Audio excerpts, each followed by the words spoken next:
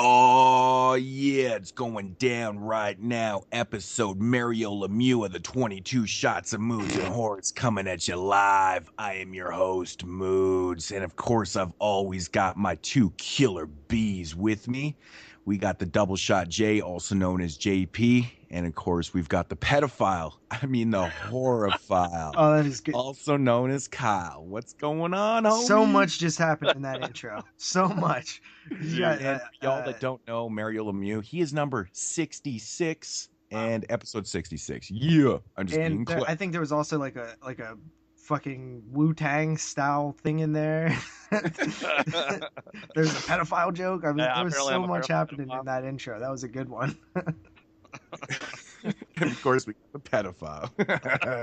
I had to do it, man. It's just the opportunity is there, so I'm gonna take it. You know what's funny, dude? I'm an opportunist, man. So I was working at my job, and one of the guests came down the night after the Patriots lost, and he has a Patriots jersey on, and he has a Boston Red Sox hat on, and his thick ass Boston accent, and like I was just like, should I say it? I was like, rough night last night, huh? And he got so mad, his face just turned super serious, and he was like, well, yeah, of course, I mean. A lot of injuries, and he just starts going into the full-blown excuse mode. And I was and he was like, then he started taking shots at Pittsburgh. He's like, hopefully they can good luck making the playoffs. Like as he was leaving, he's like, good luck making the playoffs. Oh, that's when you cough and just mutter underneath your breath. You're like, oh yeah. It totally was all the injuries that made him lose. You're like, full balls.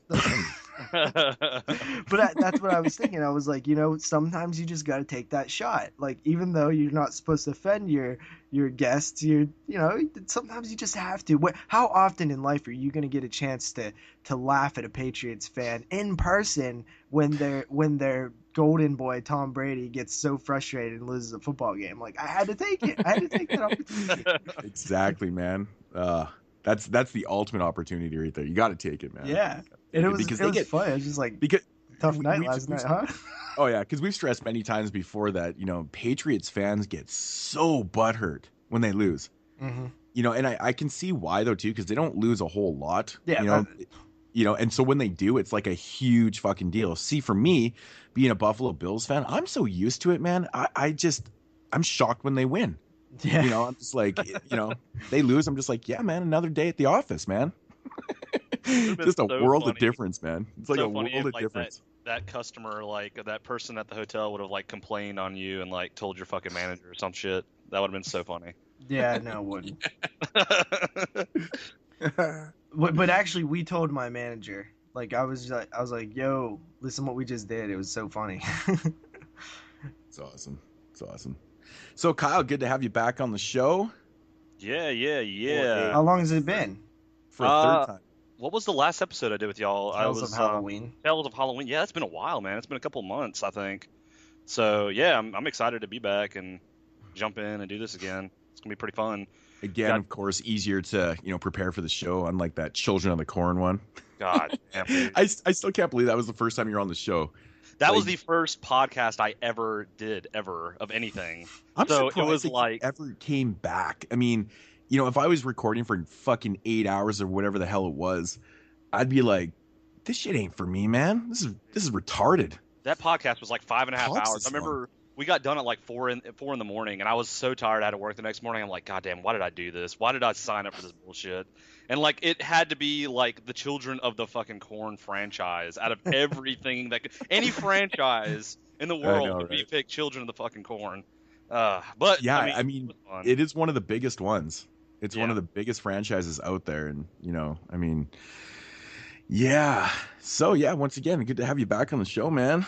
Yeah, man, appreciate it. Yeah, I mean, I'm excited. I mean, it's not a Children of the Corn episode, and it was one movie we had to watch, so I'm excited about that. But yeah, man. I don't get to talk to you as much because you and JP have the X-Files podcast that you guys do together. So yeah, you guys are rubbing each other's vaginas at least once a week there too. So it's always good to have you. There's a lot of vagina rubbing during that show. Yeah, that's awesome. Good stuff. Yeah, Kyle's turning into like a full-fledged podcaster now. It's pretty crazy. I actually really like doing podcasts. I mean, I didn't really think I would because I mean I've always been like really good at just talking in general. I talk a lot, but I mean it's one of those things. When I started doing it with you guys, I kind of enjoyed doing it, and I honestly enjoy podcasting half the time more than I love doing videos. As weird as that sounds, but I'm actually that way too now. I was gonna say, I think JP is the exact way. I mean, from his output of videos, yeah, I think the podcasting is his favorite part. Yeah. I like doing both, man. I honestly this week has been crazy. I think I put up like 5 videos this week. It's just been one of those weird ass weeks where I did videos I haven't done in so long. I did a fucking contest entry. I did a unboxing video. I never do those things, man. It's been like, dude, I couldn't even tell you last time I did either one of those type of videos. It's fucking strange, man. But it was fun. It was fun. So fucked up. You fucking recommended Orzako the Embalmer to that guy. You're gonna like fuck his world up with that. He's not gonna be the same after seeing that movie. Well, it was funny because I always try to take my time when I answer questions, and I was thinking about it. I'm like, I'm gonna just approach this differently. I'm gonna try and find like 3 films with like 3 totally different types of like heavy gore, with Adam Chaplin and what else did I pick? Oh yeah, Burning Moon, and then Roscoe. I mean, dude, yeah, he might not be the same after that. Dude, I wasn't. I had to. And I'm gonna be responsible for it. I literally had to get like super drunk to even fucking watch that movie because I watched a little bit of it sober, and then I put it in, and like it's tough. I was like, I can't, dude. It's really, really tough to watch. It is, man. So. It's super, super tough, man. And it's so fucking crazy. This guy like just does this every day. I know, like he was just like cutting these bodies open like they were like nothing to him. He just doesn't give a shit. He's like, oh, check out this baby I'm cutting open. This is cool. Like the reverse cover art that I put on there, where he's holding up that fucking newborn. Did you get the poster with it? Yeah. That's who the fuck would hang that up? Like it's a guy holding a dead baby. It's like, why would you put that up anywhere? It's just not acceptable to put that up. Like, no, it's not. It's just unless you're really just a sicko or something. I don't know. Yeah, man. Fuck. Yeah. So what's been going on, JP? What's new this week? Oh man, you know what I've been doing, dude? I've been what I call cramming or crunch time. It's when the year is wrapping up, and I look at my list and it's like, oh, I've only watched 15 movies this year from 2015. I'm like, I guess I better start watching them. And then I start watching, sometimes 2 a day if I can. You gotta lay off that gay porn, bro. I know. But I just try to stuff as many in me as possible. Yeah, man, it is crunch time, man. I've kept up a really nice pace this year, so I didn't actually have to do fully what you're doing, but I still got a bunch I need to watch. I mean, I'll get them done, but it's been up and down for me all year, man. I went through stages where I kept watching nothing but good stuff, and then I went through like a month period. I swear that every film I watched was like an under 5 for me. It's been one of those years where it's been just up and down, but yeah, a lot of the good like ones. The end of the years, so much good stuff like right at the end of the year, and I'm like, okay, these are kind of game changers. I think the list is going to form and change itself due to a lot of these films, and I'm like, fuck, it's exciting for me.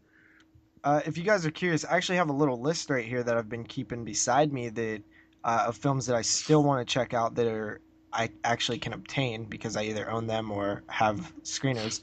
And it is Knock Knock, The Stranger, The Editor, We Are Still Here, Gravy, Bloodsucking Bastards, The Harvest, Demon's Rook, Poltergeist, The Gallows, Goosebumps, Stung, Goodnight Mommy, Girl House, Backcountry, Army of Frankenstein, Ejecta, Extraterrestrial, Charlie's Farm, and Headless. Those are the next 20 on my list.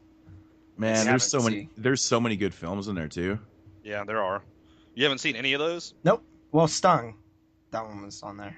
I'd say if you get a chance, watch Headless before the end of the year, at least. Oh yeah, that's definitely. I have like a top 5 ones that I need to see. I mean, I'll obviously see more than that, but Headless is one of the main ones on that list right now that I will absolutely 100% see before the end of the year. And I mean, I think that this is my most exciting time for watching 2015 films is like towards the end, because it's like you really get to see like the stars rise up. You start to see like what the word on the street is and stuff like that. It becomes fun. It becomes fun because you're pretty much watching all good movies at that point. You're not gonna go out and watch like the one that has never been mentioned ever once. Right away. Like you're not gonna like make that your priority to see before the end of the year.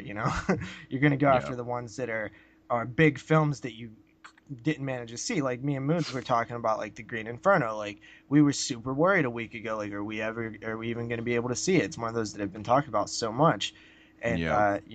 luckily I think we are going to be able to see it. So that's really yeah. good. The next 5 I've got on deck here is Bone Tomahawk, Goodnight Mommy, The Green Inferno, Deathgasm, yeah, and The Final Girls. So that's like pretty much it, man. Like a lot of the films that I haven't seen from this year, I don't think really matter too much. Actually, another one I want to check out is What We Are in the Shadows. I never got a chance to see that either. The fucking movie here is so expensive. Like it's like 20 something bucks just for the DVD. I'm like, no. You know what? Those 5 that you just listed, though, dude. That all 5 of the I haven't seen all of those 5, but word on the street is that any of those 5 could literally like change your list around. So that's pretty cool. And I'm pretty sure I would be pretty confident that your list will change after watching those 5. Yeah, I mean, I'm not going to say, bad things about, any of those things. But, like, I kept hearing the same thing about Krampus, too, which, I'll get into a little bit later. But, I mean, it wasn't like, but, who knows? We'll see. Yeah, it's super fun doing this, dude. And speaking of which, top 10 lists, I still want you guys to submit them. I am starting to get them flowing in. I reached out to a couple more podcasters. They're going to send me theirs. So they are coming in, and it is very interesting to see how it's playing out, because I'm doing it as they come in. I'll add the next 10, and I'll average out the numbers and stuff, and it's so exciting to see like the leads change. When does little off, well, not really off topic, but when does Bunny the Killer Thing come out? That's next year. I was gonna say it doesn't say on that's the site. part of the news. Oh, okay. I was just wondering because I couldn't remember if there was a date on there. I just kind of glanced at it. So, yeah. Something I didn't hear either of you guys say in your lists, like a movie that I would recommend. Like, I'm not saying you may or may not like it, but it's just kind of surprising I didn't hear it. Was Deep Dark, the movie about like the glory hole, the horror glory hole movie. Yeah, I couldn't find it, man. I never even heard of that. Yeah, it's called Deep Dark. It just literally came out. Yeah, I have it written down actually, but I just figured it was going to be a no-go. I couldn't find it.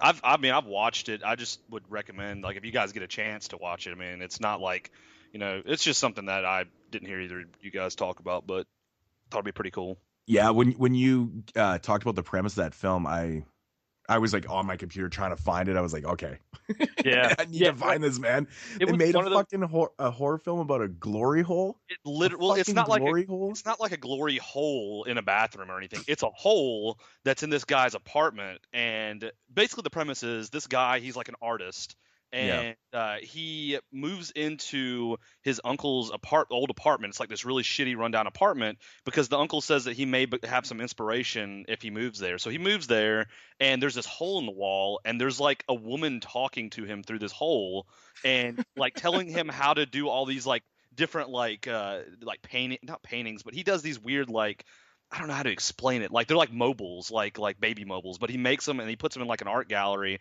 and she's like telling him how to make all these, and he's just taking all the inspiration from this fucking hole in the wall in this shitty apartment, and he's like becoming rich off of all this, but then all this other shit starts to happen. Like it's really, really weird concept for a fucking movie. I mean, it was kind of like a random watch for me, and I actually didn't mind it. Like, I didn't go into it expecting much, but it's a very well filmed movie. I mean, it's just very odd. Like, it's just a really odd and fucking weird concept, period. So I don't know.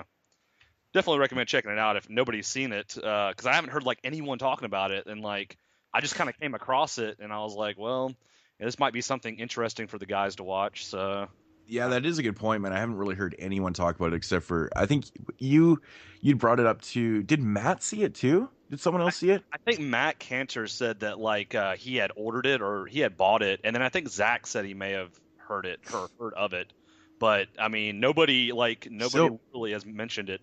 Yeah, so, where did you first hear about this? Because I mean, when I I was just shocked I hadn't heard of this, and I'm like, I was like, I he don't might. remember what I was doing. I was on the internet like browsing around on somebody's YouTube channel, and I don't remember who the person was. It was some random YouTube channel, and somebody reviewed it, and I was like, what the fuck? And I was like, let me check this out, and it literally like had just come out.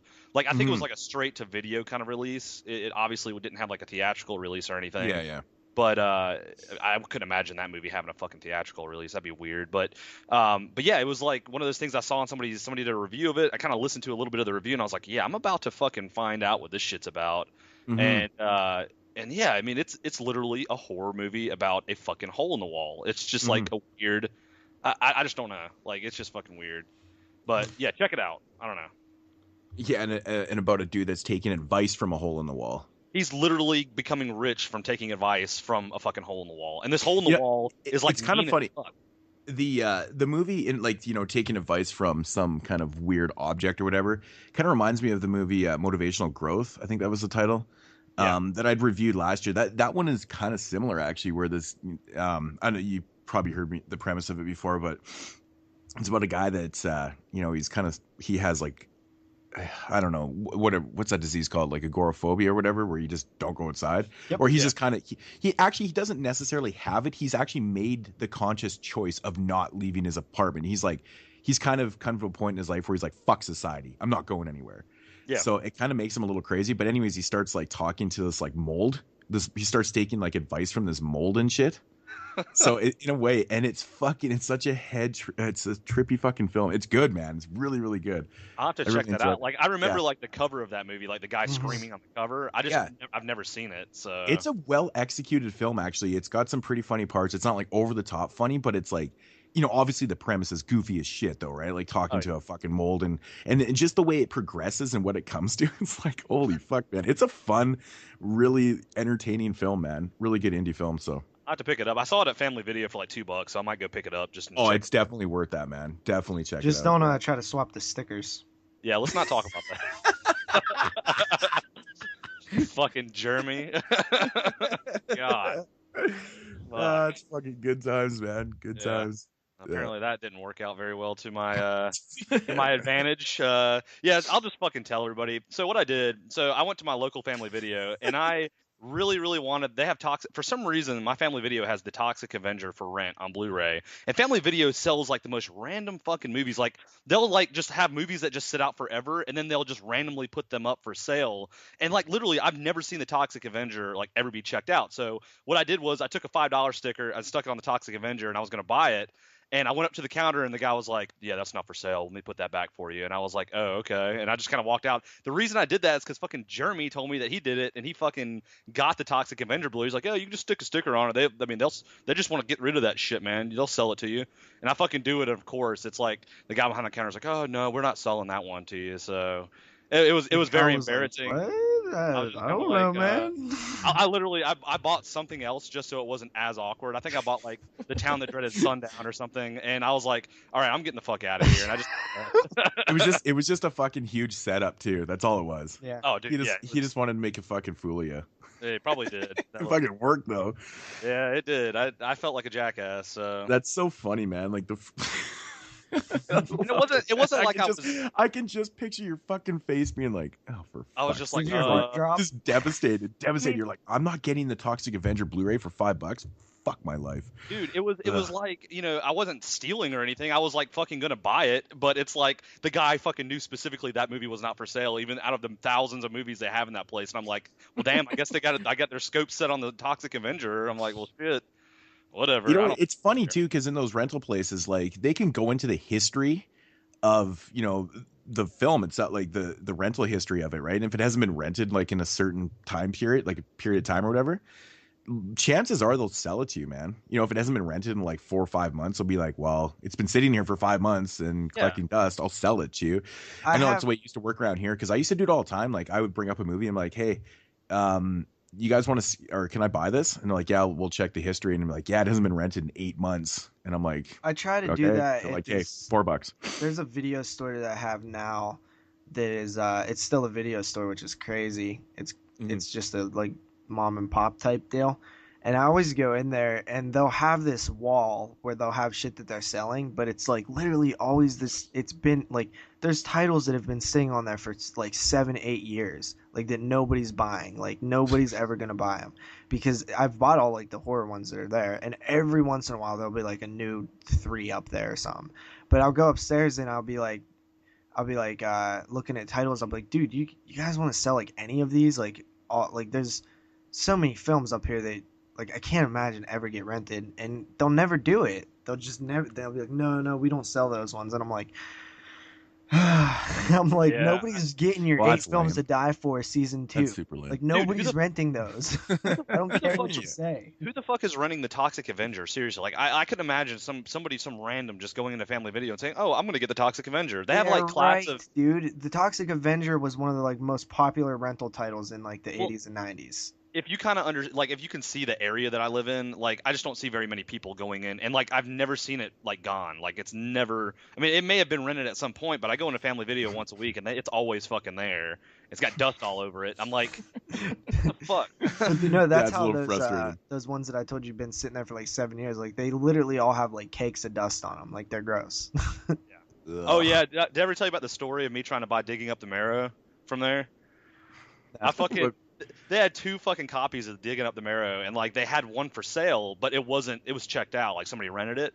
I grabbed the fucking cover and I go up to the counter and I'm like, yeah, because I really wanted to buy it. I wanted to see it at the time because it had just come out like a couple months prior, and I was like, yeah, is there any way when this comes back in, since it's for sale, can I buy it? Like, can you just hold it and I'll just come back up and buy it? And he's like, yeah, we could do that for you. And then he like looks up the history. That fucking movie was rented for 6 months and the guy didn't return it. I was like, god damn. That's Of course. that's one that. So you did see Digging Up the Marrow then, huh? I haven't seen it yet. Oh, I haven't shit. seen it still. Yeah. I want to see it, but it's like I want to buy it. I want it. I want to see it, but I'm not gonna buy it unless it's like $3 at Family Video.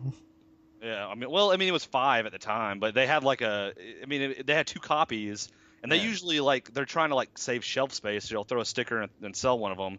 But yeah, the one that they were trying to sell, he's like, yeah, it's been checked out for 6 fucking months. I'm like, oh well, yeah, I'm not going to look forward to that coming ever back. It's fucking, Yeah, it's pretty safe to say it's not coming back. yeah, I bet that late charge was probably like $100 or some shit for that movie. Yeah. Fuck, But- that's stupid. Well, yeah. Well, JP, do we got some news? yeah, we have a little bit of news this week. Like usual, as of late, it's just not very much. So first up, there's a little kind of like update, not really an update, just like a comment on the Hannibal series. The showrunners were kind of interviewed, and they said that they think it might happen, but they also think that if it does happen, it needs to happen fairly soon because it's just not going to work if it doesn't. It's not going to work if they wait 2 or 3 years. Like, it just needs to happen now if they're going to continue on with the series, if another network will pick it up.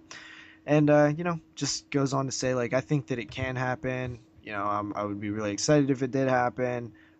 There's nothing concrete, but, there are a lot of rumors, but nothing has happened yet.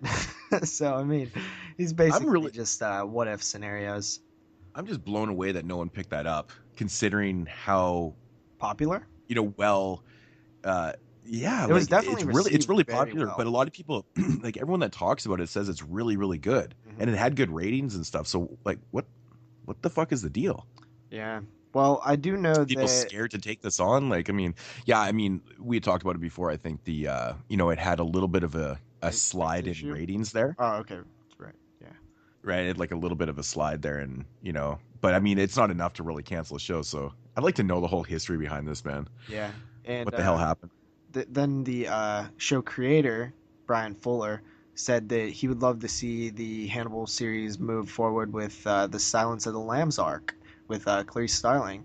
And he's like, as long as I'm alive, I'm going to be trying to get that done. So Wow. he really wants to do it. And I would really like them to continue on with that show because it seems like everybody freaking loves it. And as I recently have just picked up the Hannibal Season 1 on Blu-ray for a mere $5 on Black Friday. That was definitely the deal of Black Friday, dude. An entire season on Blu-ray for $5. I thought like there was some deal going on, and this isn't really horror related, but I'm a huge Game of Thrones fan. I know they had like the seasons of Game of Thrones for like $10, which they're normally like 40. Yeah, I saw that. I see them at Walmart for like $10 or $12 or something. I was like, holy shit! Damn, I wish I would have known that because my pap loves that show, and I've been wanting to get him those sets. Yeah, I don't even know why I didn't grab them. I've only ever seen the first episode, but I've heard nothing but good things. I'm fucking obsessed with Game of Thrones, dude. I love that shit. You should start a podcast on it.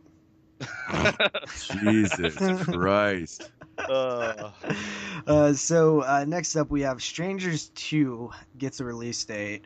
The sequel to the 2008 hit The Strangers has been set for December 2nd of 2016, so a little less than a year away, which I think is a great date to set a horror movie like that. Like, December 2nd just seems like a good day for a horror movie to come out. So this is like a sequel to the original movie. Mm-hmm. I don't wonder how they're going to do that. Well, as we all know how that one ended, it's kind of leaves you with room for a sequel. True, I guess. It took them a long time to do a sequel. They've been literally talking about it for like 8 years. It's crazy. Crazy that by the time it comes out, The Strangers will have almost been out for like a decade. Like the problem with like talking about a sequel that long is it's leaving a lot of hype. Like if the movie ends up being really shitty, that's going to be like really not that great because they talked about it and worked on it for so long. So that's, in my opinion, whenever you are coming out with a sequel to a movie, it should be like maybe a year or two after the original. Here's kind of left with that. Here's Kyle's logic. He said, if something's shitty, then it's gonna be not that great. Well, no, what I'm saying is like at least a lot of hype for the movie. Very well put. So I couldn't agree more. No, I agree. It is like. But making sequels, many years after the original film, I think for the most part, sometimes, I don't think it works overly that well. But, I mean, in certain cases it does. I mean, look at Psycho 2. Came out 22 years after the original one, and it's fucking awesome. Yeah. So sometimes it works. I mean, Phantasm 2. Phantasm 2 is another great one, yeah. And, but we have had some stinkers, though, in there, obviously. But I don't know what to think about this. I just really don't know. I actually am a fan of it because it's better than saying, like, hey, we're going to remake The Strangers. Am I right? Yeah, I mean, remaking it, I think, is just pointless. But the sequel, I'm curious to see what they do. I guess The Strangers is such like the most simple film ever, too. But you can totally go any way with The Strangers too because of the way it ended. You could literally go anywhere. Yep. I mean, dude, I thought The Strangers at the time when I first saw it was pretty creepy, and like, but that was a long time ago. And then like my mom wanted to like watch a horror. My mom loves horror movies, and she was like asking me what movies, and I let her borrow The Strangers. I was like, my mom's like almost 60, so mom's gonna think this is fucking creepy because she thinks like dumb shit that I think is stupid. She thinks is creepy. Like one of the movies she went and saw at the theater was Insidious 3, and I watched it and I liked it, but it wasn't creepy at all to me or anything. It was just kind of weird. But she watched it and she's like, this movie was stupid as hell, Kyle. Why did you even suggest this movie to me? And I'm like, Mom, that movie's kind of creepy. Like with your type of style, I don't know. I thought that was kind of funny. Like she's almost 60 and she's like, this is so stupid. Why would you ever let me borrow this movie? I'm like, okay, whatever, fuck. So, I don't know. Getting it from your mom. That's awesome. I guess so. Cool. But anyway, you better recommend some better movies, or else she's gonna bend you over her knee and fucking spank your bare butt. I'll let her borrow Orzoko, the Embalmer, and Serbian Film the next time. See if she thinks about this too. Yeah, man, fuck! I was me and the wife were out of town one time, and my dad texted me up, and he's like, recommend me some films to watch. He's like, your collection's fucking too big. I can't go through this shit. He's like, I don't have the time for this bullshit. And he's like, I'm being super impatient. And I'm like, okay. So I recommended a Serbian film, Antiviral, and Life and Death of a Porno Gang. Oh my god! He watched all three. Did you like them? And I texted him back, and I was like, so what did you think of Life and Death of a Porno Gang? Did you like the part with the horse? And he's just like, you're a sick fuck. What he fucking says to me, man. Antiviral, he fucking hated. He's like, dude, that movie was just retarded, like, for lack of a better word. He's like, he couldn't stand it. And then Serbian Film, he's just like, what is wrong with you? He's like, are you what? even? He's like, are you even allowed to have that in your collection? Like he thinks it's illegal or some shit. He's like, what the fuck? He's like, fucking baby porn. I was like, of course he's like that. But I was really shocked though, like, because my parents aren't that old, they're just like in their early 50s. But it was funny because I always thought my dad was a little more hip than my mom, and my dad's like, antiviral fucking sucked, and my mom's like, Rob, you're an idiot. It was great. And they're like arguing about antiviral, and it was like fucking so funny. I'm like, this is awesome. That's funny as hell. Yeah, that's funny. Are you done with the news, JP? Because I got a little tidbit of news I was gonna say. I'm not done with the news. All right, well, we'll save it for last. Okay, I'll throw it to you. But next up, AMC moves forward with another TV show. This one is about vampires, and it is going to be based on, it's an adaptation of Joe Hill's, which I believe is Stephen King's son, correct? Yeah. NOS 4A2. It's going to be a adaptation of that, NOS 4A2, which is a license plate number, by the way. I haven't really looked into what it's about because it seemed a little confusing. It's like about vampires and like traveling through space and time. I don't know. It was like weird, but it sounds kind of interesting. So that's going to be coming to AMC as a TV series, I believe. Yep. And then another TV series, M. Night Shyamalan, who oh my God. directed The Visit, which please no, which is good. He came out with that TV show called Wayward Pines, and it was supposed to be a mini series, meaning it was one and done season. They were just doing the one season. It was an event series, I think they called it. And that was it, and it was over. And it actually got pretty solid ratings. Like, I watched the first episode of it, and I thought it was pretty good. And they ended it in the end of the first season. Well, apparently now, like, since the show is so popular, they're greenlighting a season 2. So that's happening. Wayward Pines season 2. More TV news. Correct. And to go away from some TV news, we actually have, I didn't even read this article, but apparently The Ring versus The Grudge is happening. I saw that. I was like, what yeah, the man. Okay, I'm trying to wrap my head around this. I don't understand that at all. Me neither, because they're not like really they're not like to see what the people that premise can like fight. They're just like stories. Dude, I mean, so is that a fucking Japanese agent, movie? Yeah, they fucking looked. They saw like Lake Placid versus Anaconda, and they're like, "Well, we can do this too." What are our popular titles? The Ring and The Grudge. Yeah, we'll just verse them. That's Ringu, exactly how that happened, and right? Ju-on. Ringu and Ju-on are like, yeah, we'll just put a verse in there, and there you go, man. Fuck you, America. We can do it too.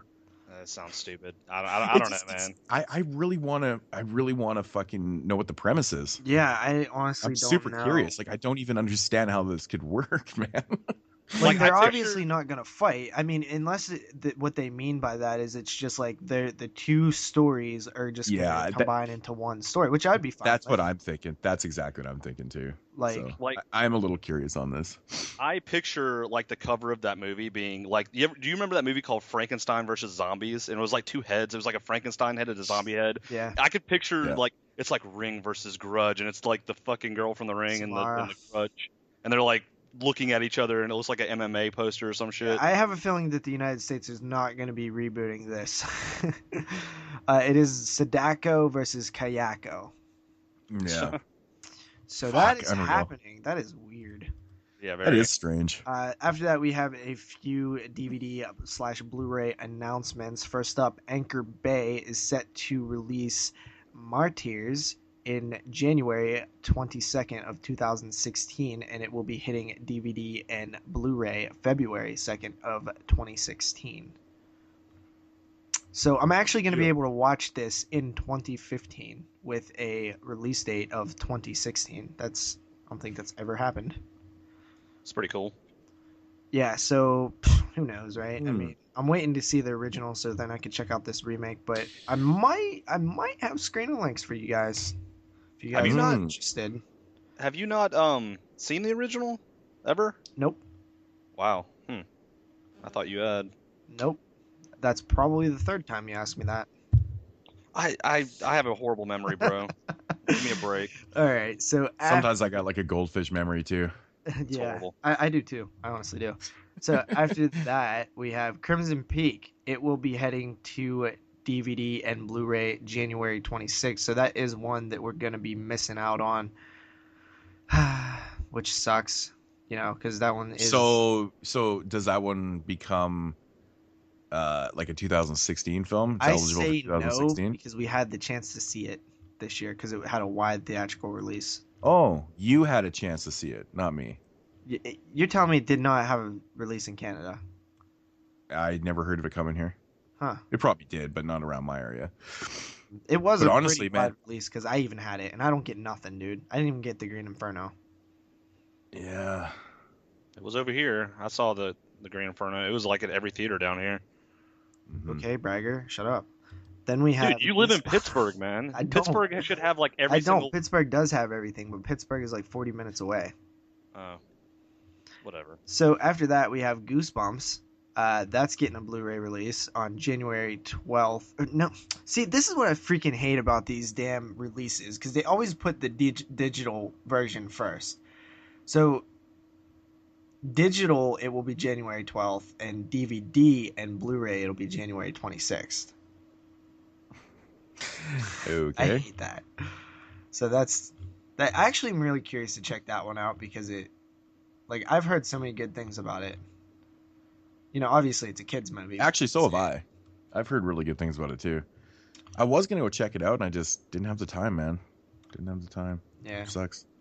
So Scream Factory announced a new film that is hitting the IFC Midnight label. It's called Narcopolis, and it's set in 2024. So it looks looks pretty cool. It's about drugs, some kind of drug that's been legalized, and police and black market dealers, and it kind of sounds like antiviral a little bit in terms of just like this futuristic fucking drug thing.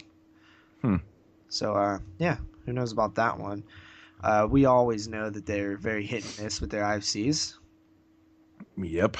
So after that, finally we have a little announcement from Artsploitation, and it is this thing is called Bunny the Killer Thing. And it looks like just like what It looks like something I'm gonna love and you're gonna hate. It's gonna be so awesome. Maybe, but I might like it as well because I didn't. Did you watch the trailer? I did not. Did you watch the trailer? Neither did I. I think Matt did, and he told me about it, and I was like, oh my god, that sounds so up my alley. It was like this bunny fucking running around with this floppy cock hanging out. Yeah, so the premise That's really is funny. it's, these group of people, Finnish people, go out to this cabin, and they meet some other people there, and then they meet a creature that is half man, half rabbit, and is after anything that resembles the female genitalia. So, yeah, I mean, honestly, okay, you know that I normally don't like ridiculously stuff like that, but at the same time I do sometimes too if it's done right. See, right there, man, like it's just like, Mutantis I hate because I think that it was done terrible, but it can be done right. oh man, if this thing's like anything like the Taint, which is probably not going to be, but I love the Taint. Like so. a good example is like Wadzilla. That one's got a lot of exploding cocks in it. Wadzilla from Chillerama. Like I love that segment. I think it's hilarious because it's satire. It's satire on giant monster movies, but they replace it with a sperm. That's funny to me. But, so I do just because I normally don't like them. It's because I don't like the ones that are just so like the worst horror movie ever made or whatever. Like the Bills is above stuff. To me, it's just not creative. If this one's creative, I'll give it a fair shot. And honestly, like the poster looks really creative because it's a bunny with a penis hanging below it that could easily be mistaken as a bunny tail.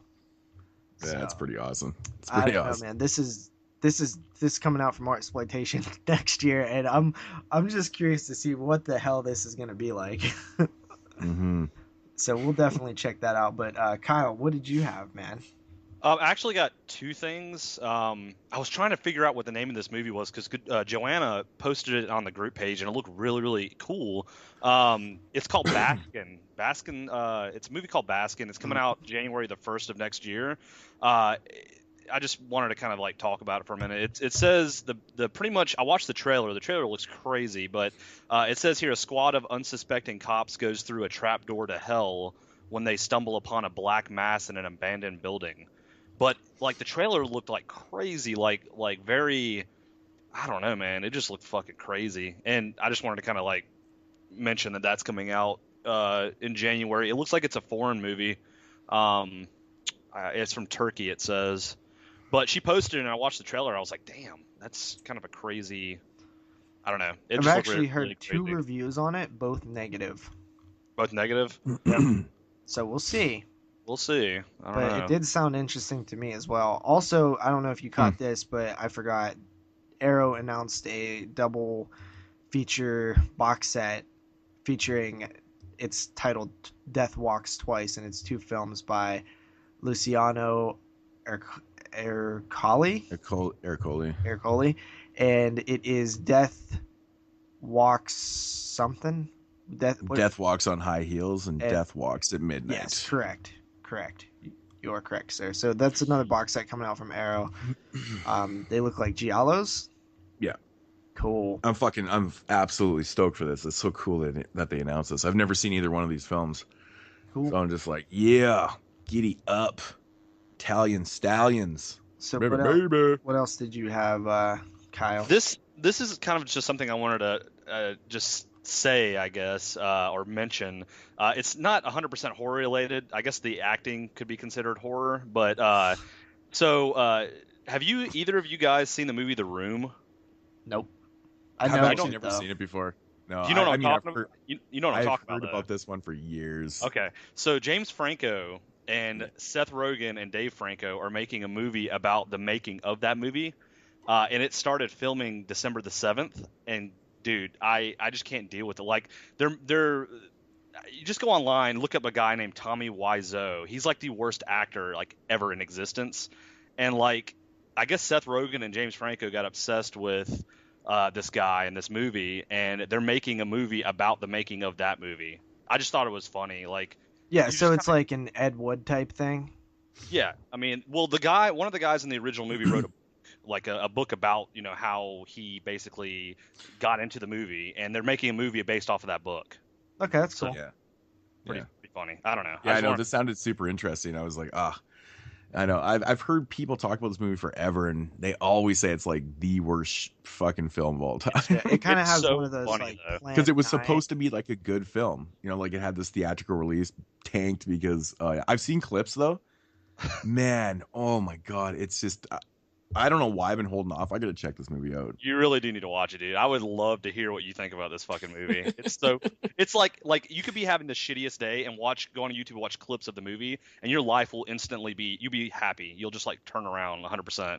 Just be happy. It's just worth living for, right? It really is. It's the best. But I just thought I'd throw that out there because he posted a picture on Instagram, James Franco did, of himself dressed up as Tommy Wiseau, and he looks exactly fucking like him. It's really weird. It's just so fun. I don't know. But anyway, yeah, that was my little tidbits there. So. All right, cool. That wraps up the news, Moodz.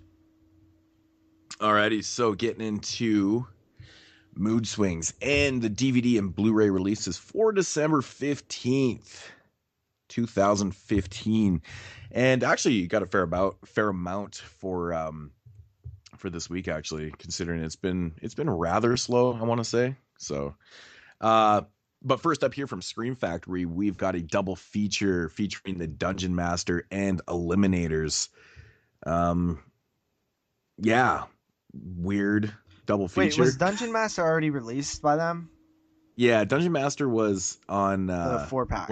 One of the 4-packs. Eliminators was actually released by. Actually, no, it wasn't released by them. No, yeah, so that's why it's a weird double. No, I was thinking Eliminators was on one of the 4-packs of Shout Factory, like one of the sci-fi 4-packs. But I don't think it actually was. So I think this might be just a new pickup or whatever. But yeah, Dungeon Master, which is really, really cheesy shit, and Eliminators I've never actually seen before. So that's coming out, new double feature.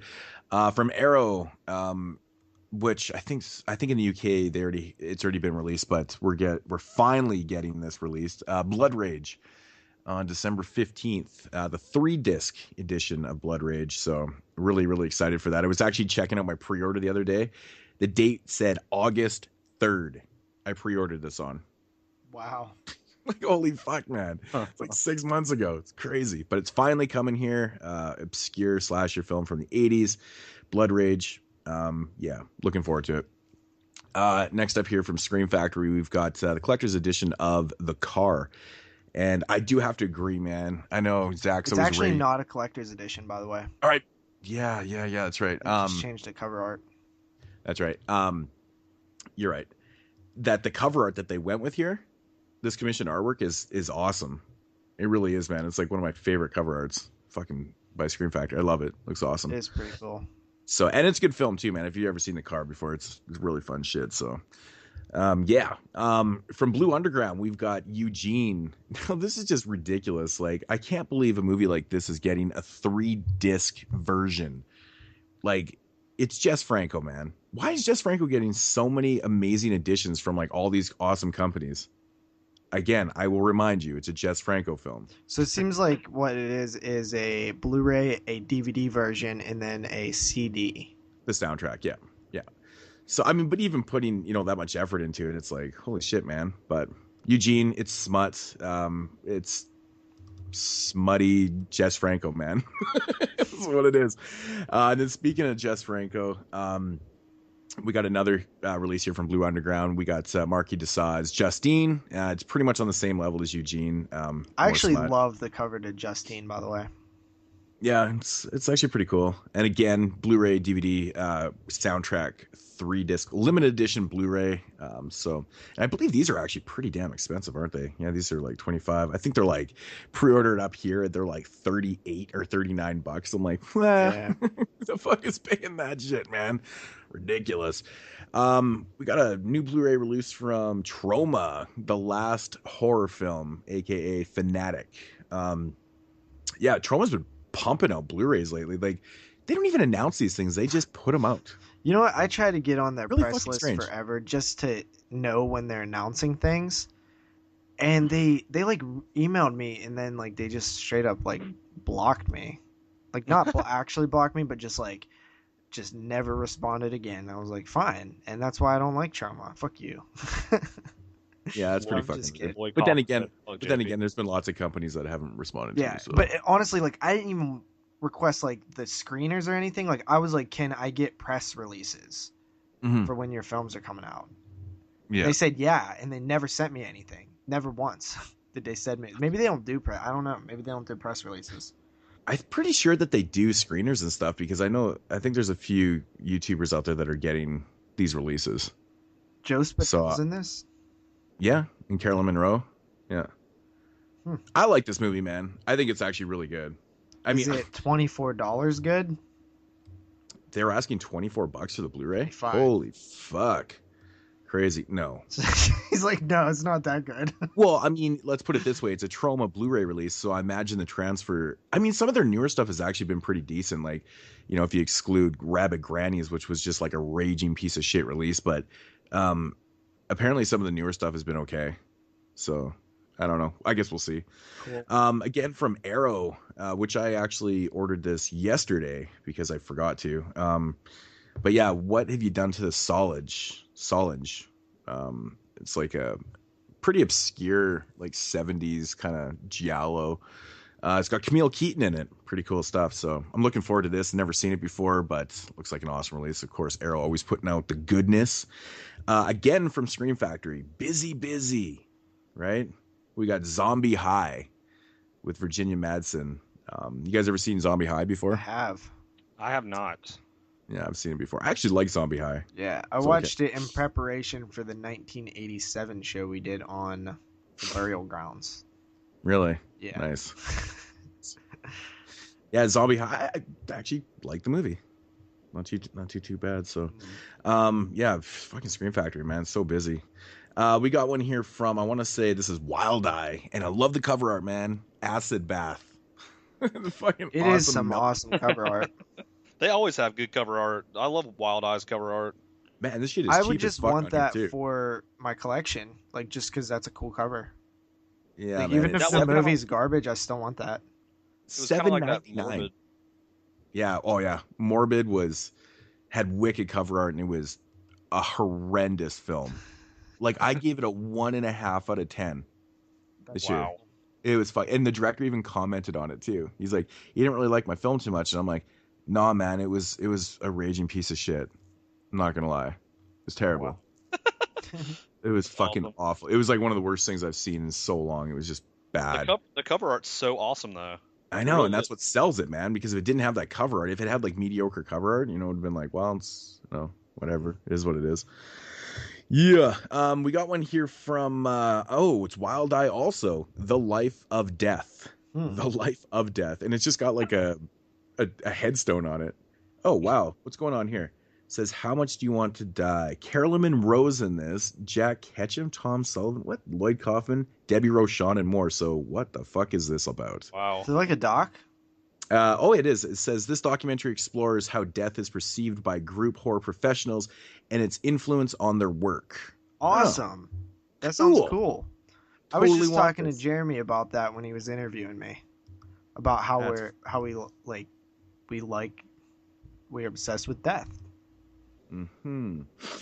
Interesting. Next up here we got one from Unearthed Films, and it's called Madness of Many. Man, Unearthed has put out a lot of films this year. I like that cover, by the way.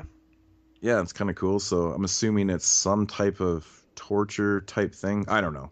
It's always tough to tell with these covers these days. But Unearthed Films, if you're unfamiliar with them, they put out some pretty Brutal stuff. mostly pretty insane stuff. Actually, put out pretty nuts stuff. But yeah. Next up here from, I believe this is again Wild Eye. Wild Eye with their releases, man. They're just man. They pump them out, don't they? Oh yeah.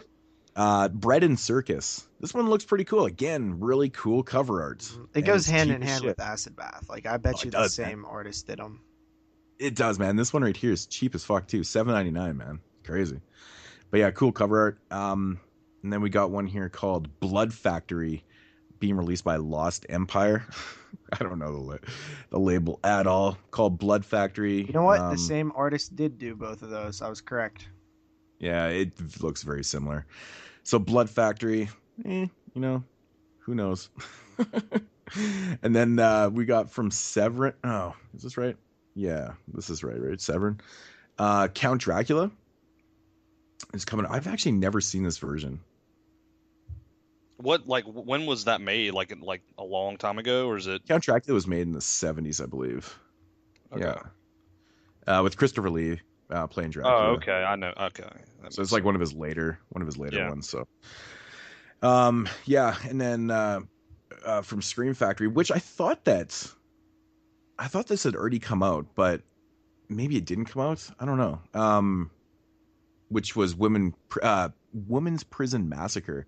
Didn't it come out last week though? Yep. Wasn't it supposed to come out last week? Did it actually come out though? Think so. Okay. And then Access. Okay. And then what's and the last one here from Troma is the complete Toxic Avenger collection on Blu-ray. Oh, so that's coming out this week too? December 15th. Yeah. I actually want that. I want I that know too. that the 88 films versions are probably better and shit, but I feel like this would be a cheap way to get it. Well, yeah. It says it's $50. Well, that's Amazon. not going to stay for very long. Let's be honest. No, it'll probably go down. But I mean, still, with the 4 films, it's actually, it's better than buying them individually. But I'm assuming these are all the director's cuts. See, with the 88 films releases, the problem is that part 1, part 2, and part 4 were the director's cuts. Part 3, for some odd reason, is like just the regular cut. I'm like, that is weird. What the fuck? And I didn't even know that because I'd picked up all 4 of them. And I was like, are you fucking kidding me? What the hell's up with that? I know they got a lot of fucking bitchy feedback on that one. So, but I'm assuming these are all, the director's cuts. Yeah, so. I wanted to see this, all of those. I've been looking for a way to get those for years. Like, I know that there's been releases and there's been box sets and stuff, but I just have always kind of put it off. So I'll probably keep an eye on this set to drop and finally get those films.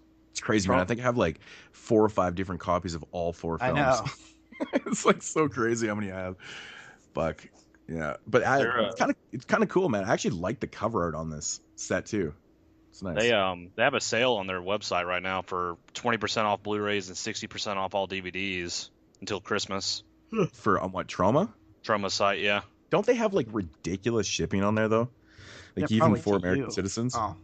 Well, Oh no, it's bad. Like one DVD's like, you know, like $30. I think you're $27. right, because I think I made like I was gonna buy a bunch of Trauma movies at one point, and then the shipping was like really high, like if I remember right. And I was like, yeah, fuck that. The shipping was almost as much as the DVDs were. Yeah, Full Moon used to be really like, I remember when they used to have their sales, they would do all free shipping, and I thought it was so great, and they stopped doing that because they always have Full Moon. For those of you who don't know, their biggest sale is always on Valentine's Day, and it's like usually 50% off or something, I think. And yeah, they used to offer free shipping with that. Not anymore though. Yeah. Yeah. I think it was like what, a couple years back I went to go make an order on Trauma, and I just wanted to check out the shipping, and it was like literally like 20 something bucks per DVD. That's crazy. Canada. I was like, what? I'm like, that can't be right. But no, it turns out it is. It doesn't make sense at all. I think it's just like, I mean, if they don't want to ship internationally, just say you don't ship international. Yeah. Like, why would you ever charge that? Because no one's ordering from out of country and paying those shipping prices. Ridiculous. Have you ever seen the movie Alien Blood? Alien Blood is, it's really bad. Horrible. Oh my god, the cover art's so fucked. Alien Blood is really bad. That looks really bad. Shitty. It's $2 on their website. Yep. I would actually like to grab some of these Traumas. I'm on their website right now looking at some of them, and there's some titles that I kind of want. A lot of them are out of stock. A lot of the cheap ones. If you go to Oldies, man, a lot of those titles you can get for, $2, $3, $4, $5. I want Poltergeist. That's actually one that I like. You can get that on there for like $5. I want the Blu-ray on Oldies. So, but yeah, my pick of the week, my release of the week. Actually a ton of releases this week. A few good ones to choose from. Yeah, Scream Factory and Blue Underground and Arrow, like all the big ballers in here, or even Trauma with a couple releases. Fucking Wild Eye, of course, every week. How many releases do you think Wild Eye's put out this year? Like, it must be like, it must have put out like anybody else. Yeah, it must be like 100 films. Like, it seems like every week there's 2 or 3 or 4.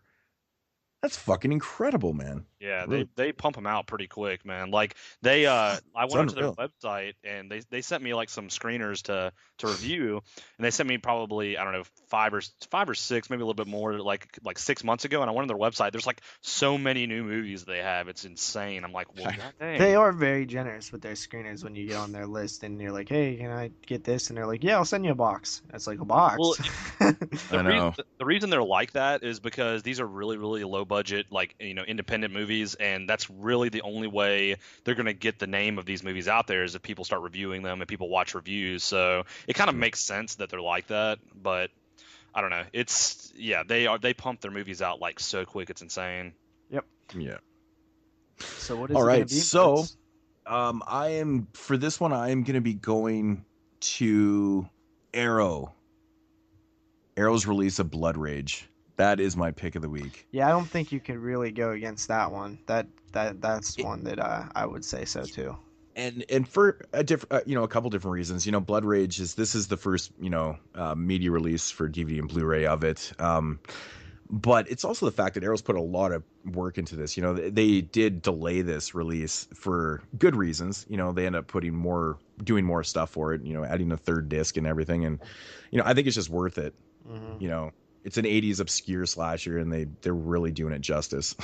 So it's kind of crazy. But yeah, definitely grab Blood Rage. Can't go wrong with one. So it's actually not too badly priced on here, $25. Yeah, it's not bad. So it's better than the $50 that it's on Amazon.ca. Yeah. Yeah. All right. So getting into the voicemails and questions. Did we got some this week? Did we have any questions that were written in? I don't believe so. Okay, so we have 2 voicemails. I'm not sure which one I'm going to play first, but I will play one. And I think we have one from Derek and one from Lewis. Hey guys, Derek here. I have a suggestion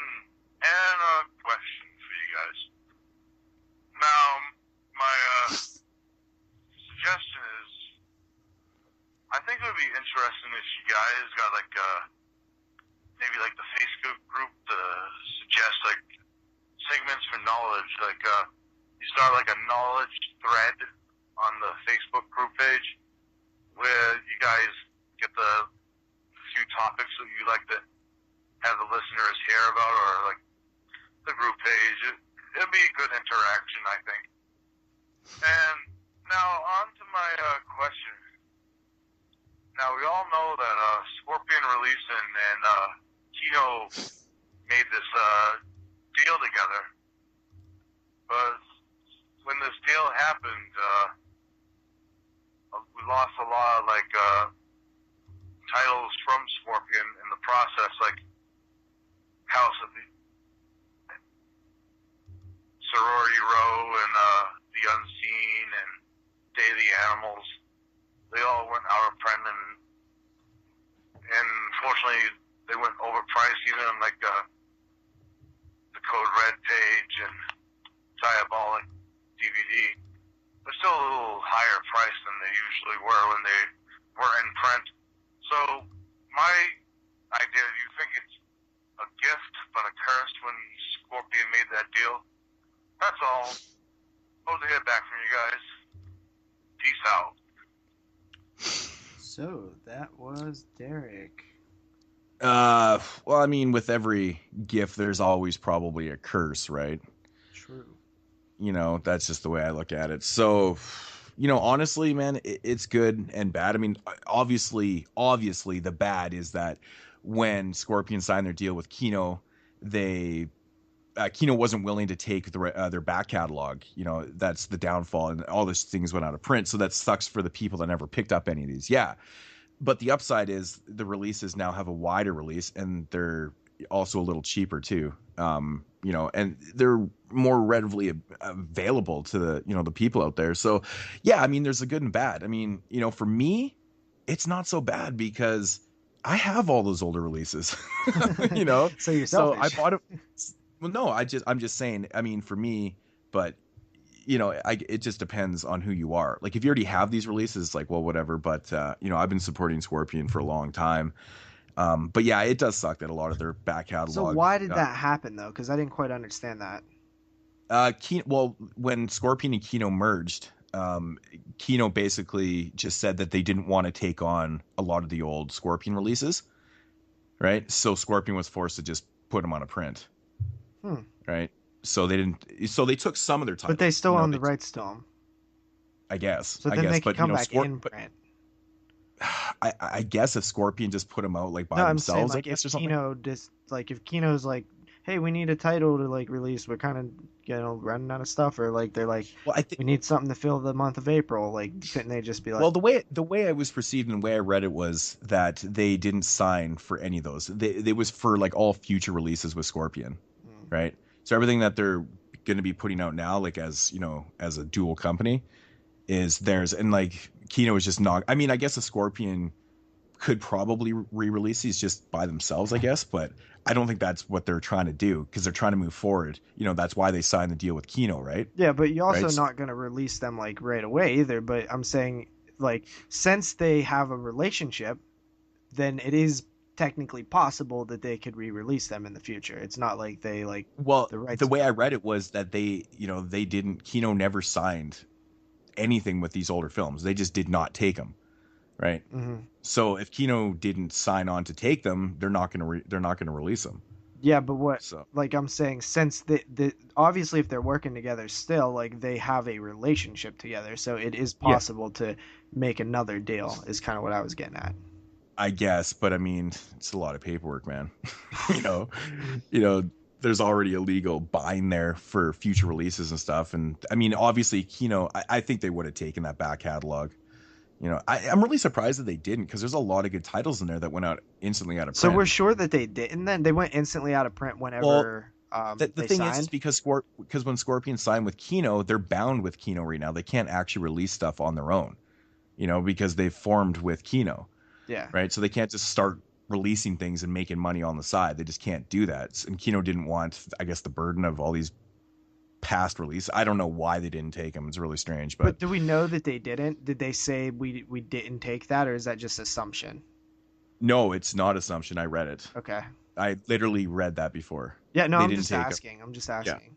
Yeah. So, and that's why like everything went out of print like instantly, and it kind of sucked because there was a lot of good titles in there. So, but you know, gift and a curse. I mean, it's both. You know, it's better for like future releases for Scorpion because now you can get them in more places. Yeah. You know, it was a little harder before. So, As long as the rights aren't like tied up, as long like if Scorpion owns the rights to them, then they could like license them to other people. Like, yeah, maybe they couldn't release them themselves because you know, that would go against their contract against like Kino or whatever. But if they own the films, they could technically license them out either to Kino or somebody else. But I don't. yeah. So that's good that they're not like actually like all of a sudden like the rights expired and went to somebody else or whatever, you know. Mhm. So there's still Yeah, hope.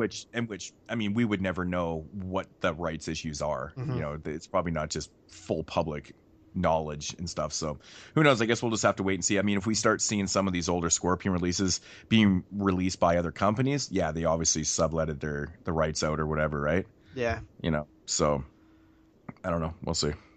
Yeah, but then again, who even says that they own those films to begin with? Maybe they licensed them. Exactly.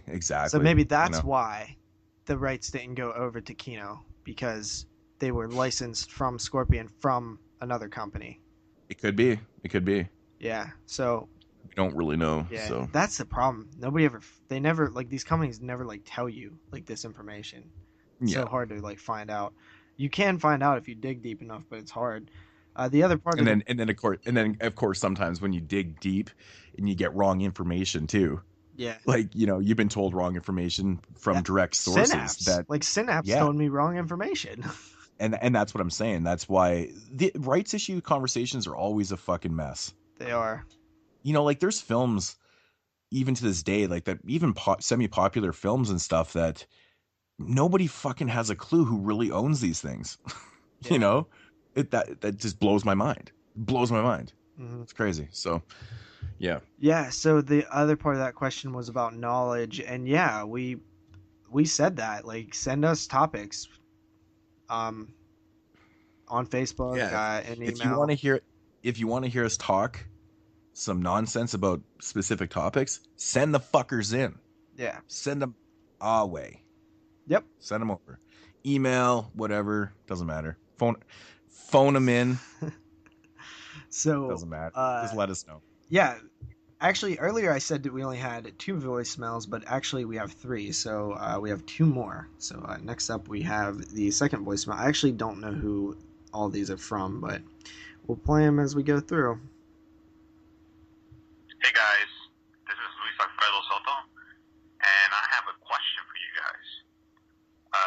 Given the fact that I'm coming up on a 1-year anniversary of joining the Facebook group, how has that group changed? Has it become better, worse, or stayed the same? I really would like to know your thoughts on this.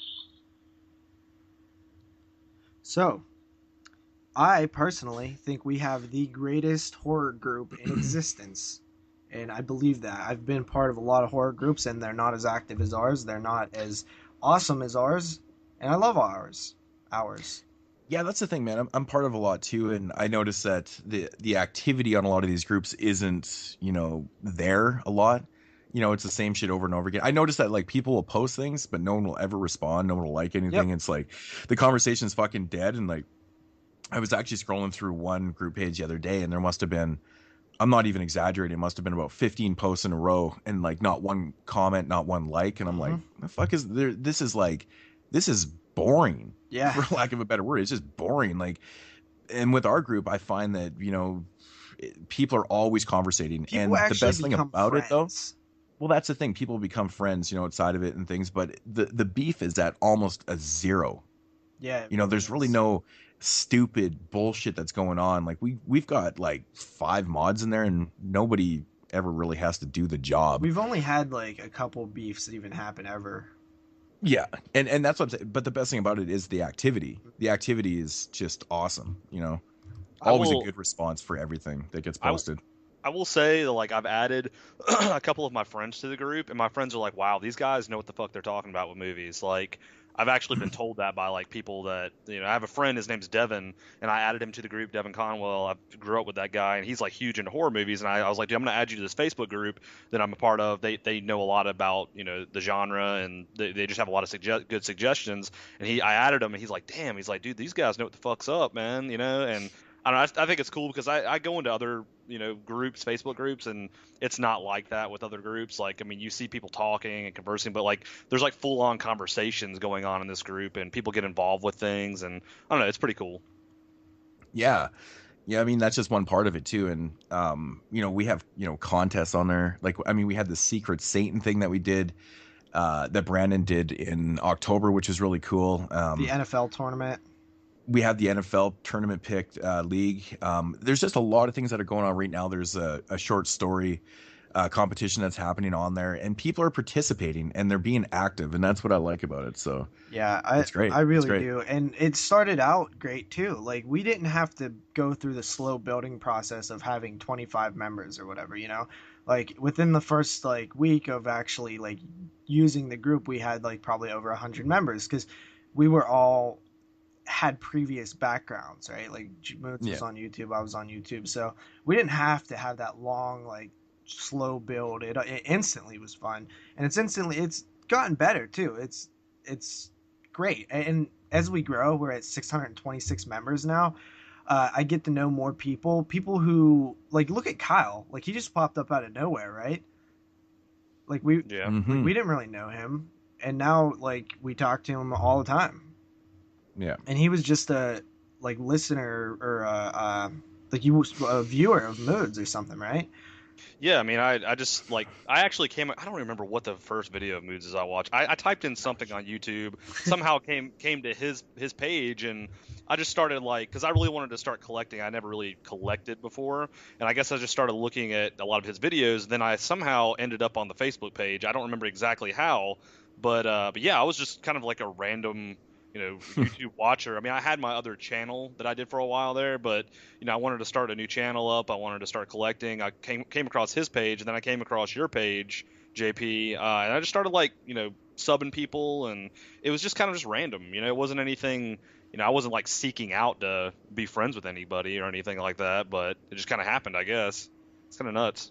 Yeah. Yeah, it's pretty cool, man. I love the group page. I fucking recommend everybody, because there's definitely people, just judging by the downloads we get, there's people who are listening right now on their iPod who are not part of the group page, and you guys are crazy. Yeah, I feel like it definitely hasn't like digressed at all. It seems to always be pushing forward, which is a good thing. So, and we're starting to actually have a little power. Like, we go over to Scream. I'm like, hey, everybody go over to Scream Factory's page and ask them why the hell they're doing this. And then, like, everybody does. Oh, you know, speaking of that, you want to hear something fucking funny? What? So I just got an email from Scream Factory. Nuh-uh. And it says, we've received your proof of purchase and replacement request. Expect this to ship sometime next week. Regards, customer service, Shout Factory. So did we jump the gun? I'm confused on why it said only U.S. customers, though. Like, I'm really, really confused on why. You sure didn't that was say North on. American customers? No, it said American customers. I was like, because I read it twice, and I was like, are you fucking kidding me? Are you kidding me? I'm like, that makes no sense, because Shout Factory ships internationally. Right? So why would they just, okay, well, we're not going to ship replacement discs, but apparently they are. So I don't know what happened there. And yeah, I mean, it got resolved. It was strange. Well, at least we found out, right? I mean, that's cool. It is a little strange, but who knows? Now we know if we have another issue like this, that we can send our army, our soldiers out there, 22-shot soldiers, and we get shit done. So and with that said, I just want to thank everyone out there for showing the support. It was like, you know, I made this post on Scream Factory's page, and there was a lot of likes and a lot of comments, man. Like, something like 30 comments. I don't even know what it was, but I was like, holy shit. Yeah, and 40 other likes, 44 likes total. Yeah. Yeah. So you know, it's cool. Yeah, for sure. It's cool. I thought the response on that was pretty immature, to be honest with you. Really? just the way they worded it, just kind of immature. Like, well, I don't know where you're getting your information from, kind of deal. And like, well, damn, you didn't talk to your customer a little bit better than that, guys. Well, they said not sure where you are getting this misinformation from. I don't know. It just sounded a little immature. Like somebody was like, well, fuck this guy, you know. I don't know. They do get a little cunty sometimes over there. Oh yeah, yeah, they've been known to do that. All right, so I hope that answered your question, Louis. We're gonna move on to the third and final voicemail, which I will play. What's up, guys? It's Matt, the Horodonis. Really enjoyed the show. I listen to it late at night when I'm doing homeworks, and it keeps me from going insane, so I really appreciate that. The question I had was, what are the top 5 movies that you guys really love, but a lot of people seem to hate? Obviously, horror movies. And then on the flip side, what are the top 5 movies that you guys really hate, but a lot of people seem to love? And for me, I guess one of them that I really love, a lot of people seem to hate, is My Soul to Take. I really like that movie. And then that someone can relate to that. One that I hate, a lot of people seem to love. I don't think a lot of people love this movie, except for I think Moodz really gave this one a high rating. Tusk, I thought it was terrible. And then ABC to Death, I couldn't even finish it. It was so bad to me. So those are mine. And also, I was just wondering, have you guys ever found out the identity of the person who left the Texas Chainsaw Massacre soundbite that you guys always play? I mean, you don't have to say their name because if you want to embarrass them, I'm just wondering if this person knows that they're immortalized with that soundbite. All right, guys. Well, show's awesome. Really enjoy it, and thanks for taking the call. Later. All right, so a couple things in there. First up, let's tackle the Texas Chainsaw Massacre thing. Moodz and Jeremy think they're 100% sure they know who it is. I assume that's who it was, but I've never seen proof or know for sure. But it was a guy named Mike Schenkel. That's also where the Schenkel angle came from. And he used to be part of the group page, young kid, and he was extra annoying. And he is no longer associated with us, but he still lives in infamy with the Texas Chainsaw Massacre. Yeah, it's most definitely him. It definitely is. It does sound like him too, though. Yeah, but still, I mean, wouldn't it be funny? Talk if about just came out flipping. Actually, that was me. Yeah, that was just it was like a gift from God that he sent that voicemail in, because it made for a lot of laughs on the show. And a little background on that voicemail, when I first set up the voicemail line, I listened to the voicemail and it was a phone call, a long pause, and then it was just you just Texas said phone call. Chainsaw Massacre. Jeremy would be shitting his pants right now. Phone call. Phone call. You said phone. You said phone.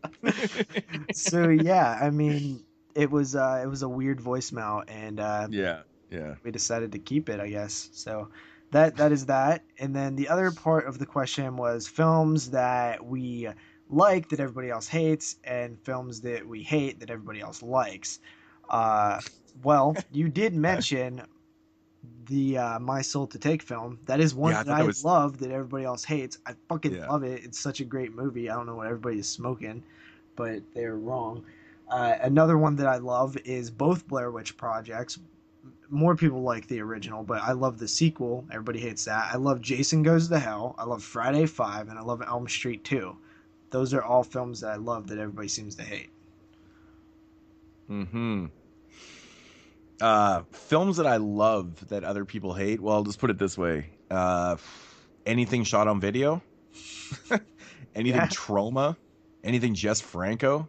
It seems like everything Rob Zombie. Well, see, this is an interesting one because Rob Zombie's so split, but man, dude, it seems like every time I'm having a conversation about it, it's I'm always talking to that person that just loathes Rob Zombie. The degree of hate is just such to the extreme that it's very noticeable. Dude. So I'm going to put Rob Zombie, any film by Rob Zombie in there, because he just fits the category so well. Because honestly, I like all Rob Zombie films. I can even tolerate Halloween 2. You know what? It's also because I've seen the movie so many times due to the fact of reviews, and we've discussed the pros and cons of it to the point where, sometimes I just want to make love to it a little bit. Just get a little closer. Just get a little bit closer to it. So, here's an odd choice. Poltergeist 3. I know it seems to be kind of like the black sheep of the trilogy, but I love Poltergeist 3 actually more than 2. I like it more than part 2, and the consensus is it sucks. So fuck off. Yeah. Honestly, there's a lot of films that I like that people hate, but no, I normally can't defend them because they are bad films. I just like them. But there Well, are yeah. some that I do think are good that people hate, like My Soul to Take. Yeah. As for the flip, on that question there, well, actually, Kyle, do you got some films that you love that others hate? Films that I love that others hate. I can only think of, this is kind of put me on the spot, but I can only think of a few. One of the main ones, the first thing that came to my mind that probably everybody hates, but I do love, is Leprechaun on the Hood. I don't know why. I just fucking love that movie. Dude, how can you stand that Postmaster P character? Dude, I fucking... What did you say, Moodz? I thought you were going to say Leprechaun 4. I was like, fuck. That movie sucks. I honestly like Jason X, even though everybody gives it shit. I think that's a decent one. I mean, it's cheesy. Really? It's fucking cheesy, man. It's a horrible movie. It's a fucking horrible movie, but it's like one of those movies you throw on because it's just so funny. It's horrible, and it's like so bad. It's bad. Yeah. Yeah. The Ginger Dead Man. I like those movies. I think they're hilarious. Do people really hate the Ginger Dead Man films? I think people don't. I mean, I don't know if they hate it or not, but I mean, you got to find out what kind of people are talking about them. Like people I know, who like it's Full hard to Moon, say. like them. People that stumble across this movie and like, it was a fucking gingerbread, dude. It sucked so bad. Like, they hate it. Gary Busey's fucking voice of this Ginger Dead Man in part 1. That's gold. I'll tell you, that was just like that was a little bit of extra sugar right on top, man. Right on top of the Ginger Dead Man's penis. You know, like, it's good shit. A newer movie that I can think of that, like, I don't think a lot of people liked. I may be wrong about this, so correct me if I am wrong. But I did like a lot was Texas Chainsaw Massacre: The Beginning. I actually like that movie. Yeah, I think most people like that because I like it too. I love that movie. Yeah. It ends on such an awesome note. Yeah. Chainsaw 3D would be another one that would fit into that category for me. I like that. Yeah, love to hate. Yeah. Exactly. And there's a lot of like sequel, like franchise titles that I could fit into this category because a lot of people hate a lot of like the weirder franchise ones. Actually, that's a good point because a film I really do like. I know it's a bad film. It's not a great film or anything, but The Howling 2, I love that movie, man. It's as a direct sequel to The Howling, which is my favorite werewolf film of all time. It's a terrible, terrible film. Like, absolutely bona fide shitfest. But it's fucking awesome, man. It's got Sybil Danning, multiple tit shots. It's got the most ludicrous storyline to it. It's just, but the music, the soundtrack's fucking fantastic. It's a fun watch. But the consensus is most people fucking loathe that film. It's because they don't take it for what it is, as a so bad it's good film. And they think of it as a really bad sequel to a classic film, which is unfortunate because it's a fun film. So.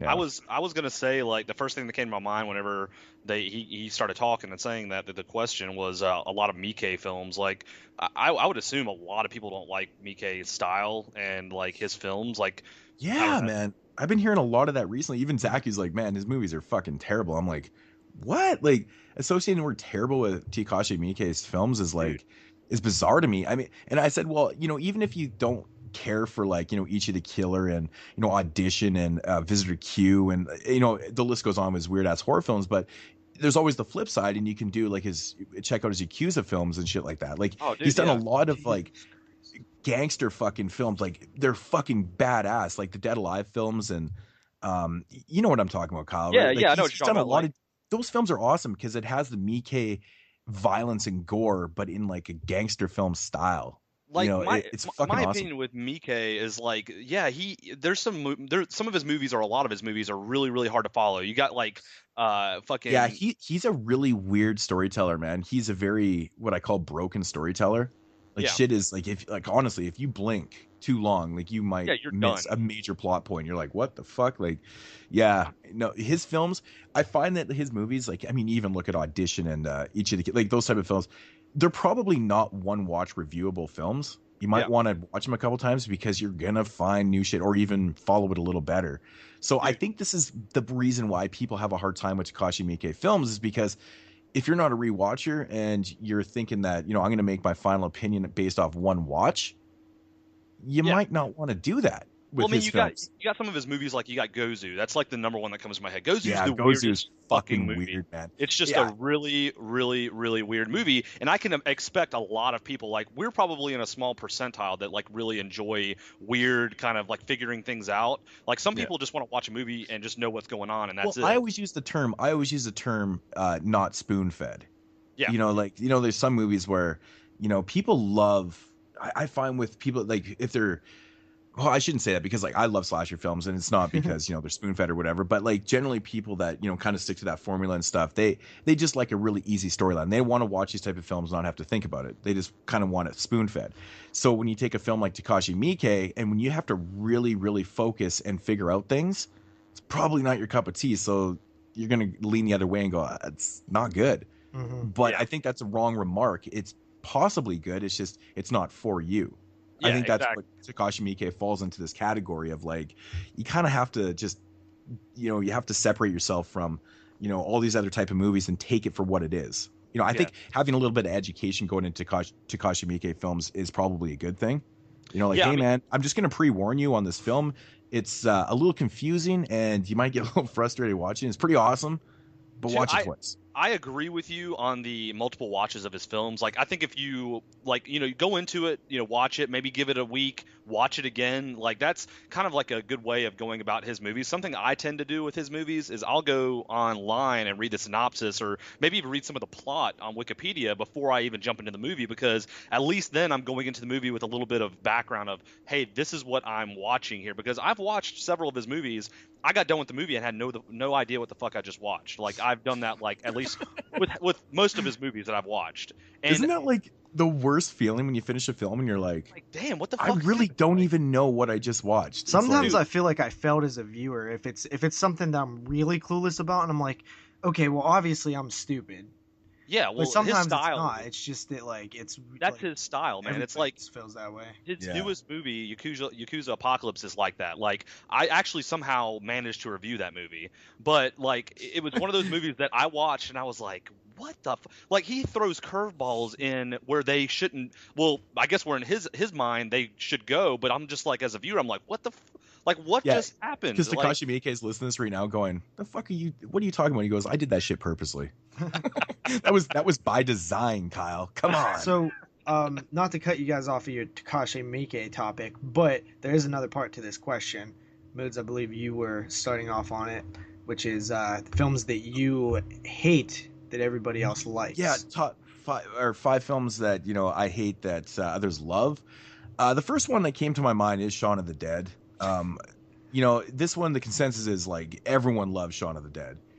I shouldn't say I hate this film. It's okay, but it's not a film I'm ever going back to. I can't.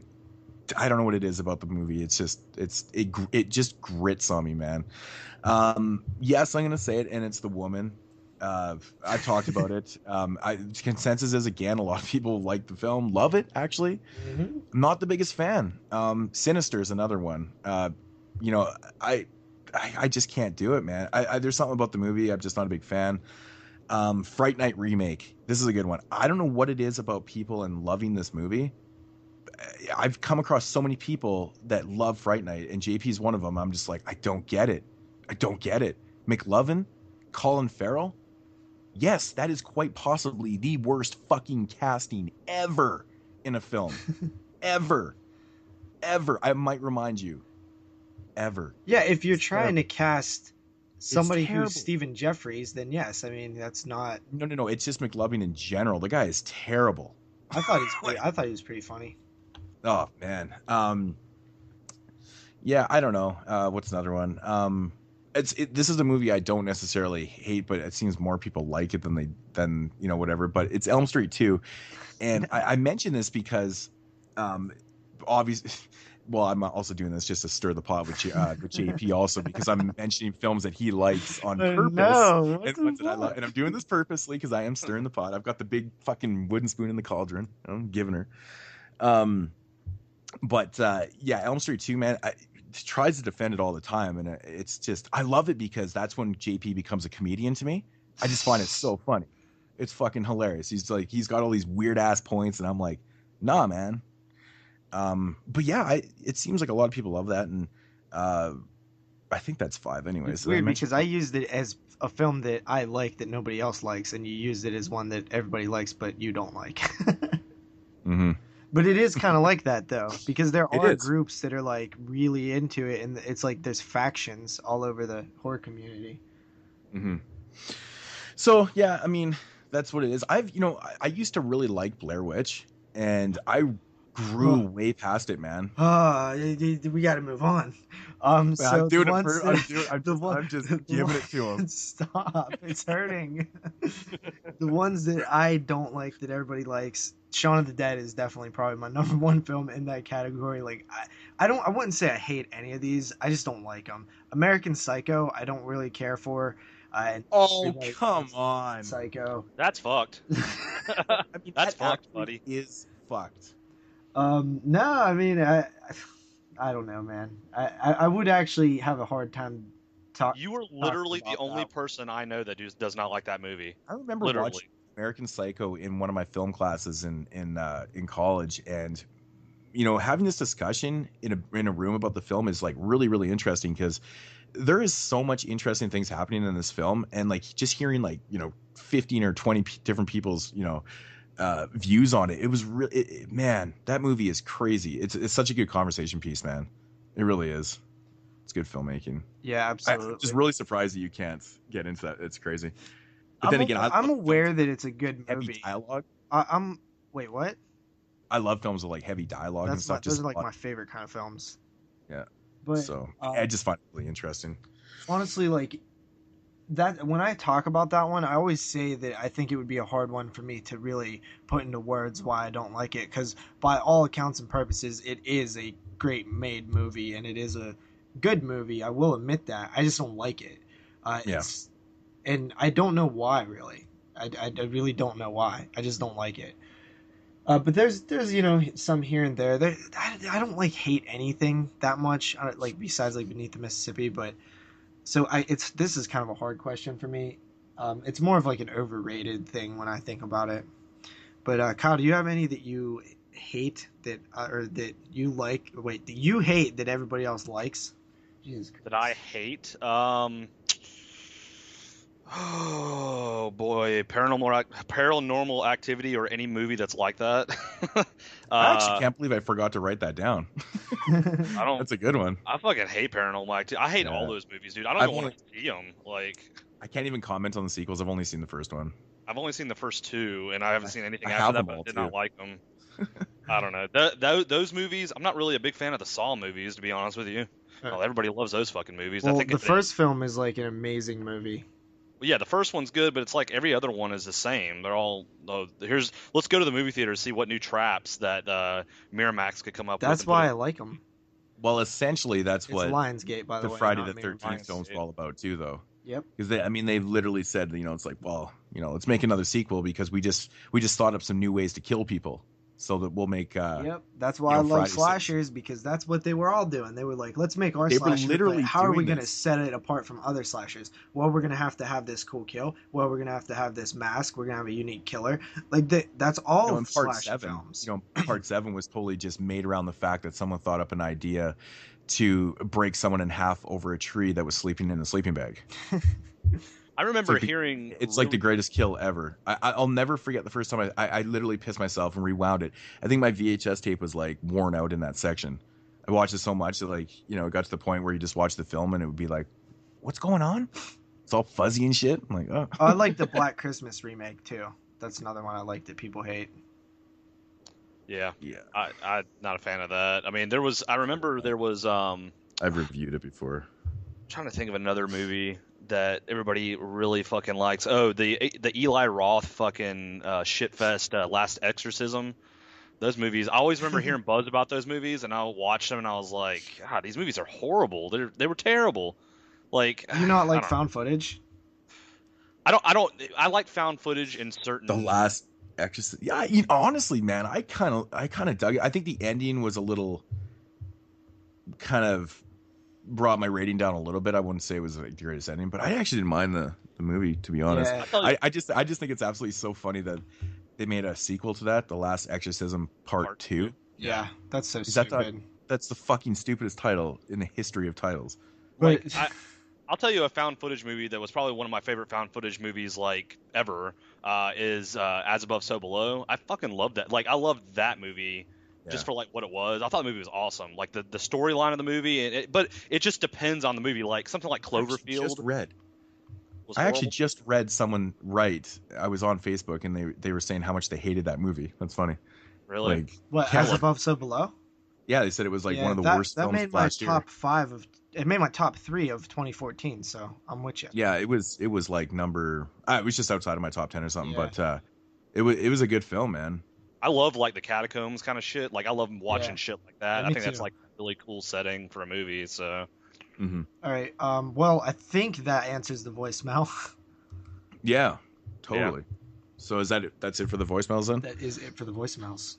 Voicemails and questions. Yeah. All right. Well, thanks everybody for phoning in. Fuck man, you got me all self-conscious about saying phoning. Yeah, thanks for the calls, guys. Because yeah, that's awesome.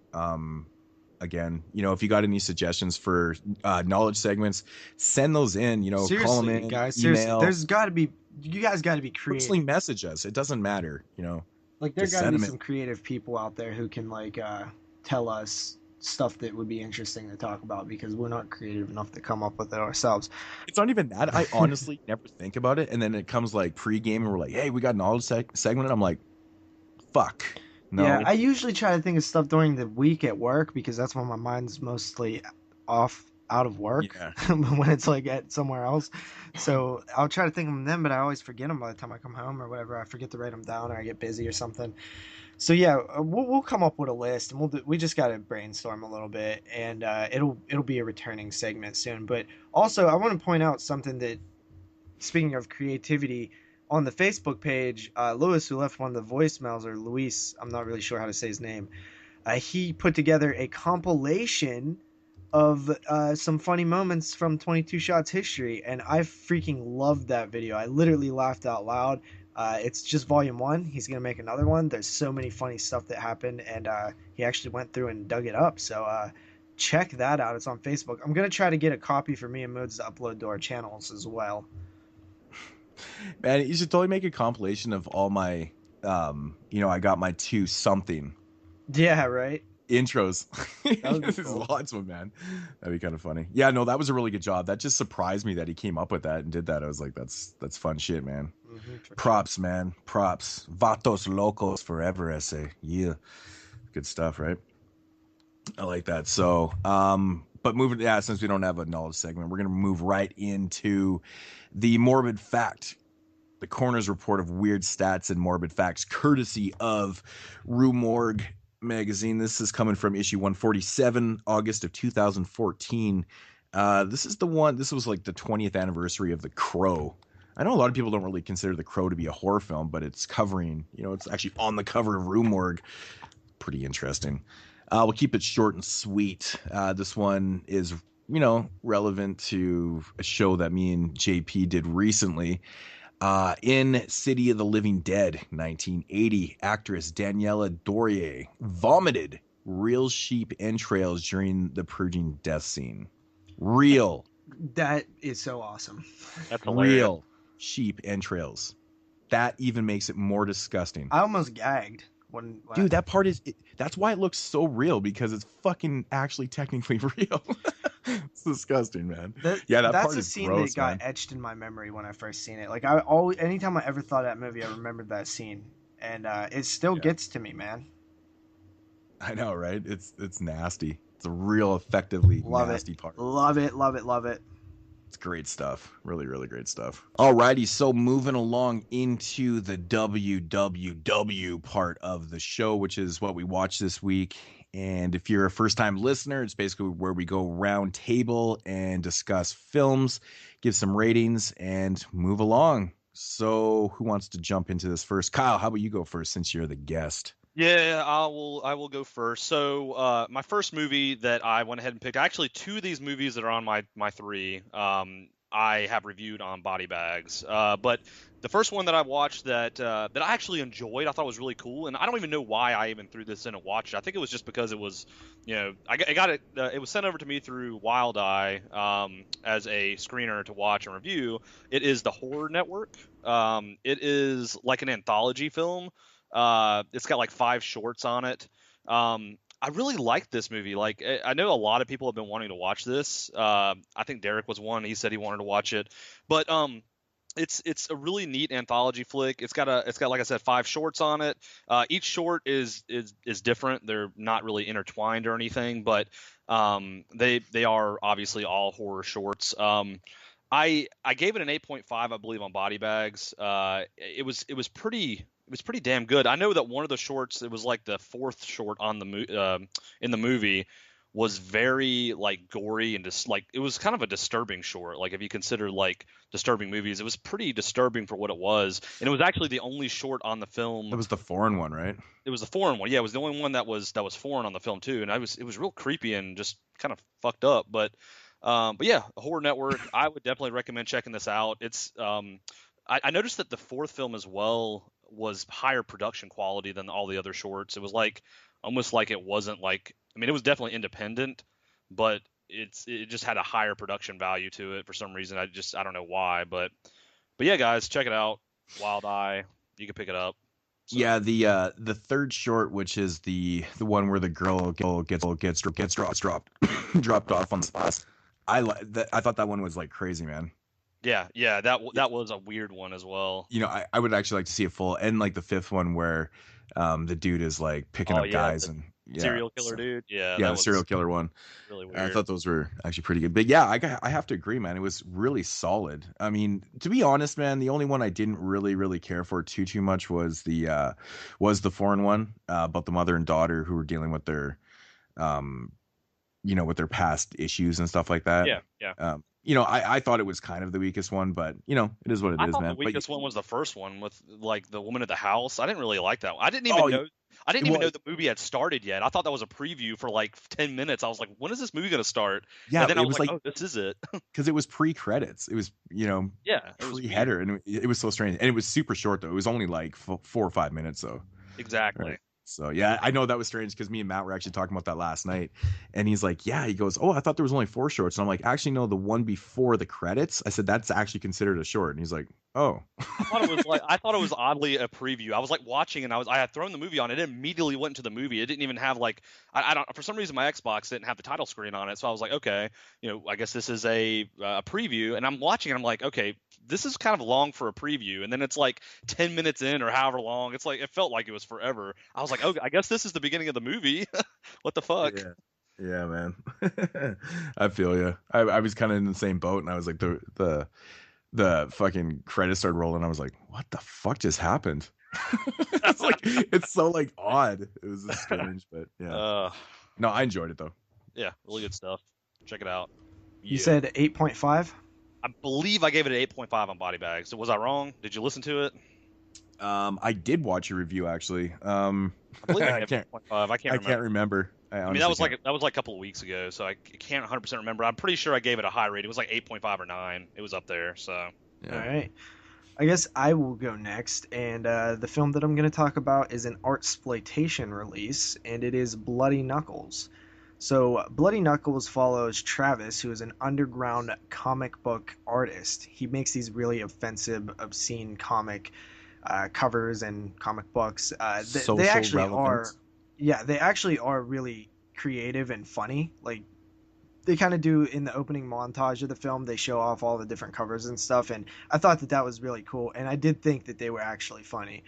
Well, anyway, he offends a Chinatown crime boss by his portrayal in one of his comic books, and the gangster gets really mad, captures Travis, and cuts off his hand. Travis, of course, is an artist, so he kind of needs that hand, and he kind of goes into depression and misery. Then he eventually runs into his old hand again, and it kind of returns from the grave and is bugging him. So this one, to me, I like killer hand movies. First of all, I've only seen kind of forces them to go and get revenge. I like that premise, yeah. And the hand's a little pushy. Yeah. Whoa. Whoa. Little pun there. Damn. Look at that pun action. So, I believe this was filmed in Canada, right? This is a Canadian film. Yeah. Okay. So yeah, I liked certain things about it. I liked the story overall. Like I loved it. I love the concept of the hand coming back and stuff. But it is a horror comedy, and the most important thing in a horror comedy is for it to be funny. And I honestly didn't find this one funny. Not very funny at all. Honestly, there was some moments like the art that he's doing, and the hand kind of has some funny moments. But there's other moments where I kind of rolled my eyes at it. Overall, I liked the story. I just didn't like the comedy in it, and the comedy is like a huge part of it. Yeah, there are moments where I just like rolled my eyes. I was just like, that I don't find that funny. I don't know. You know me though, dude. I'm a tough critic when it comes to comedy. No, you're the fucking toughest, man, when it comes to funny. I'm the toughest. Yeah, it's like you're flexing your muscles the whole time. You're like, nothing's getting by this exterior. Yeah, you do have to work to make me laugh, and I honestly like comedians in general. Like the comedians I find funny.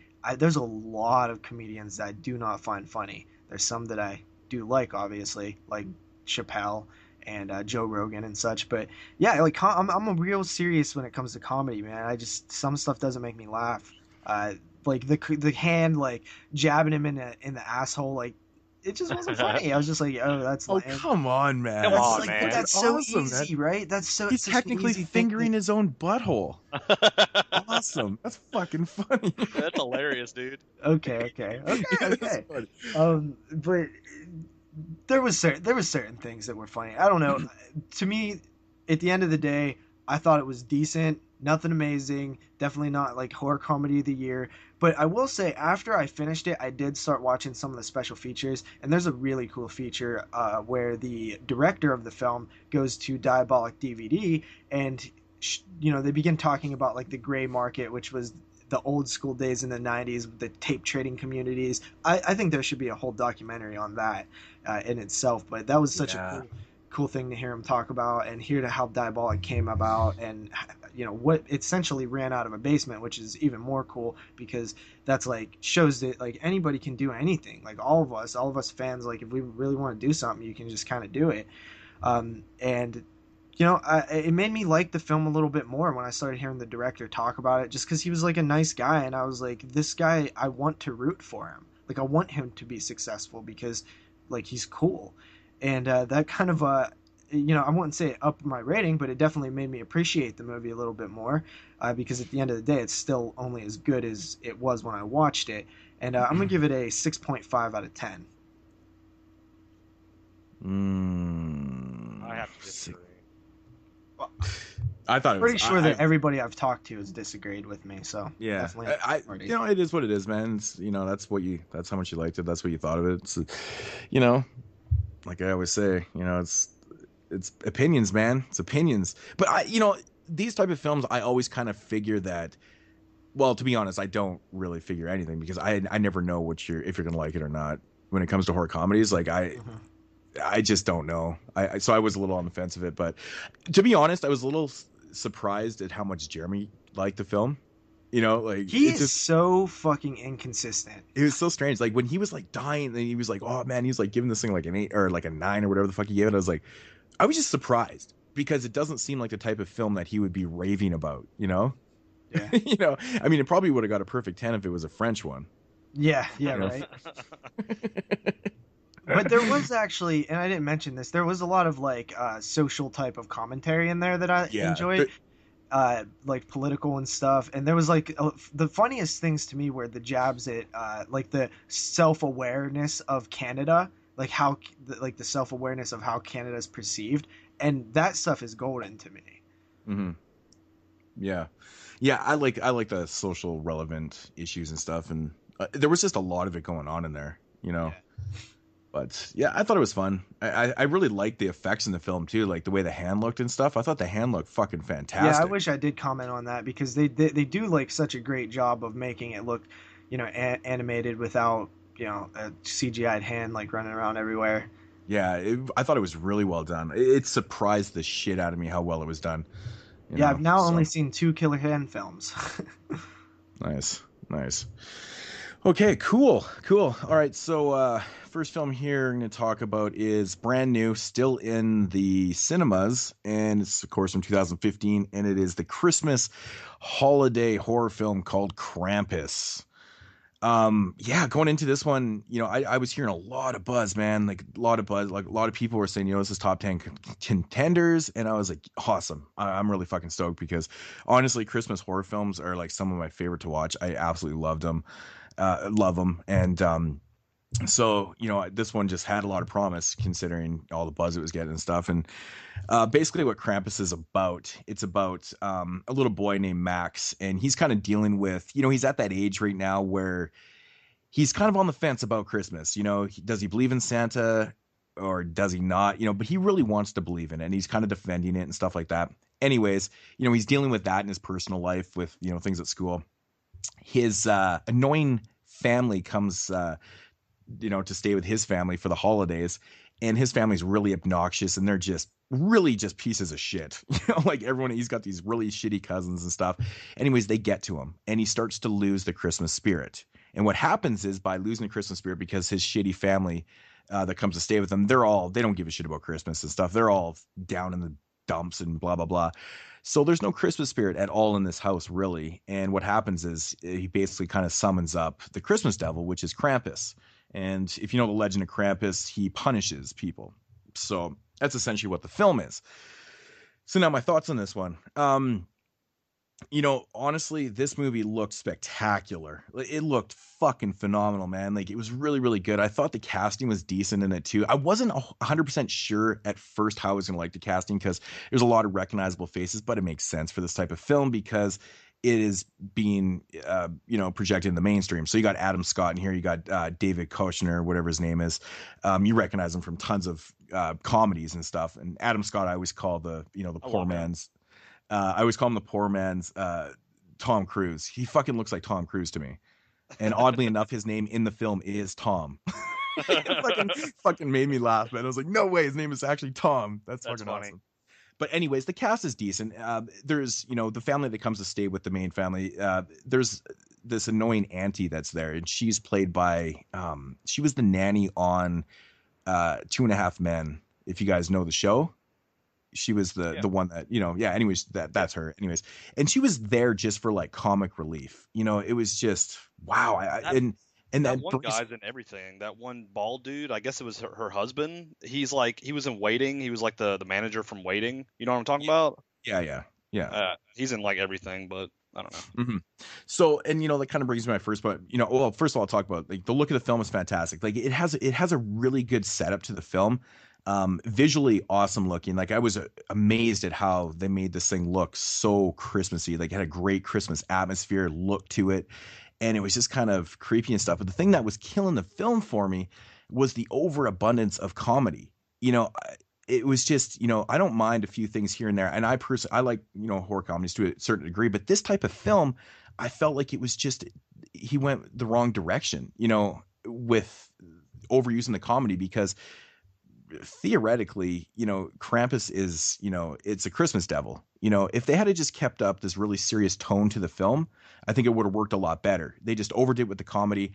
But, I was getting past that. The comedy was, was kind of putting me on the back burner a little bit. And, everything was still cool, man.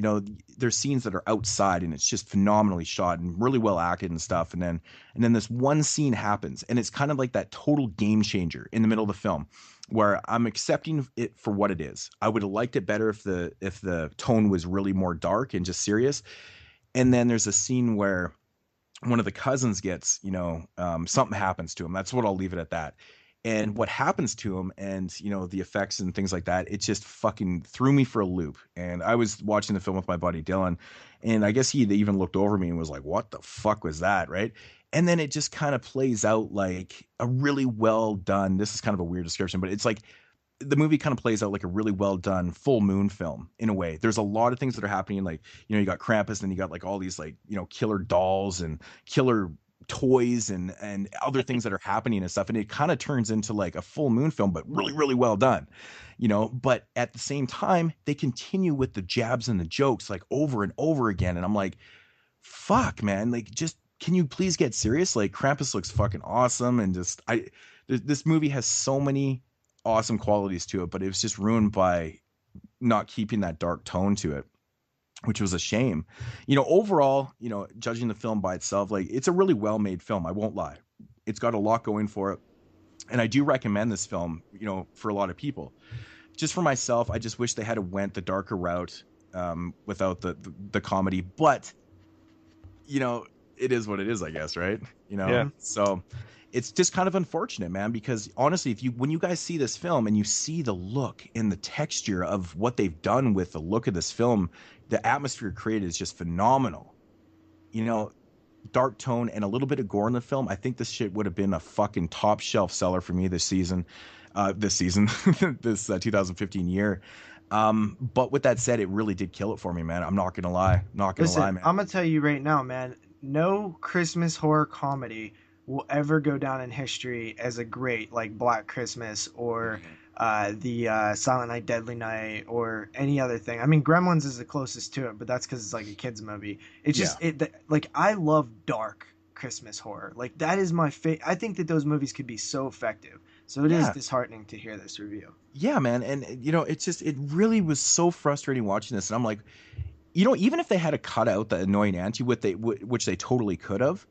It would have been a lot better, because, like, I'm not joking. Every single thing that she said in the film was based on how big of a drunk she was and how much she hated Christmas. It was just all these kind of low key shitty jokes and jabs and stuff, and it was just nonstop. It was just so consistent that I was going, fuck. I was actually getting annoyed. I'm like, can you keep this dark? It's fucking Krampus, man. Look at the cover. It looks dark. There's a reason. That's what the movie looks like, man. When the daughter. When she's the first one to go outside, there's a part in the film where she goes outside the house because she's looking for her boyfriend and stuff. And basically what's happened is, like, it's kind of gone into this, like, almost like alternate reality, man. Like, there's this huge storm that's happening. It's really fucking dark and miserable and just wicked atmosphere.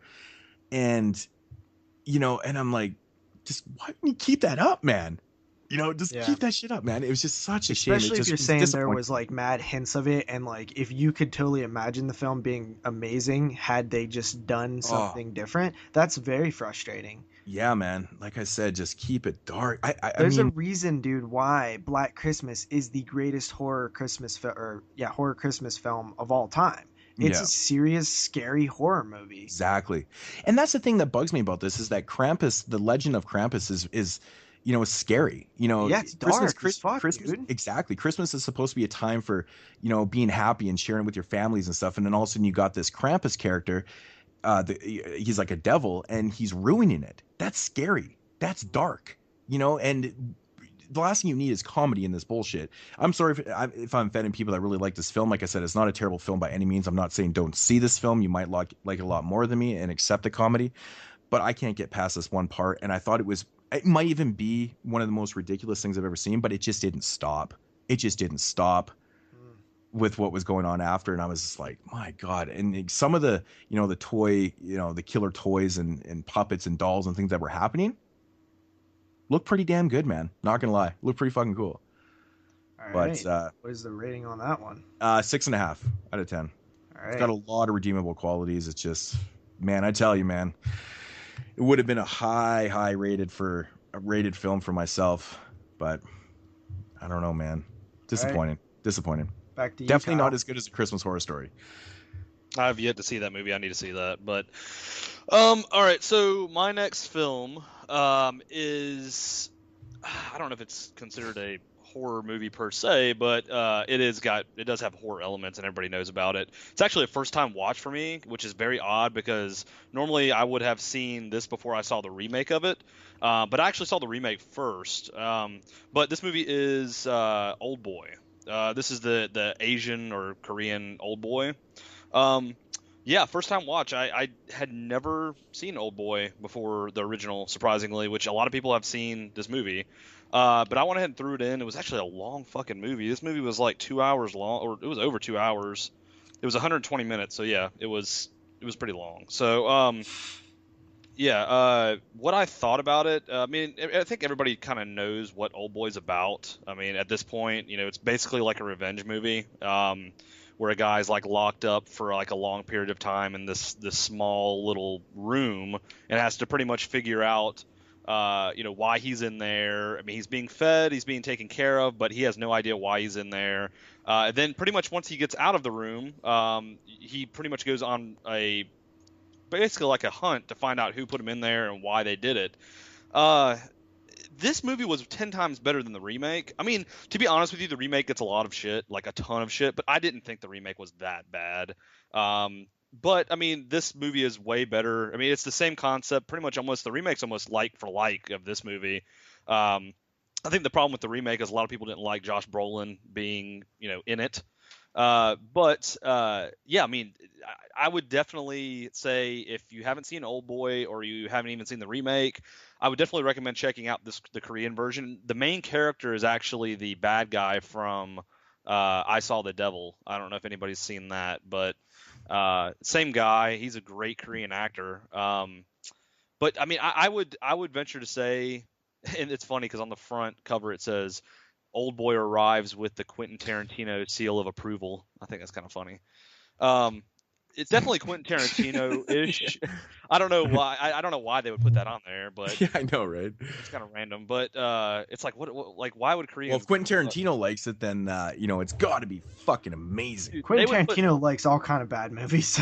Well, Quentin Tarantino, they throw his name on everything nowadays. I mean, he was on Hostels. He was like presented by Quentin Tarantino. Yeah, but that's because he produced that.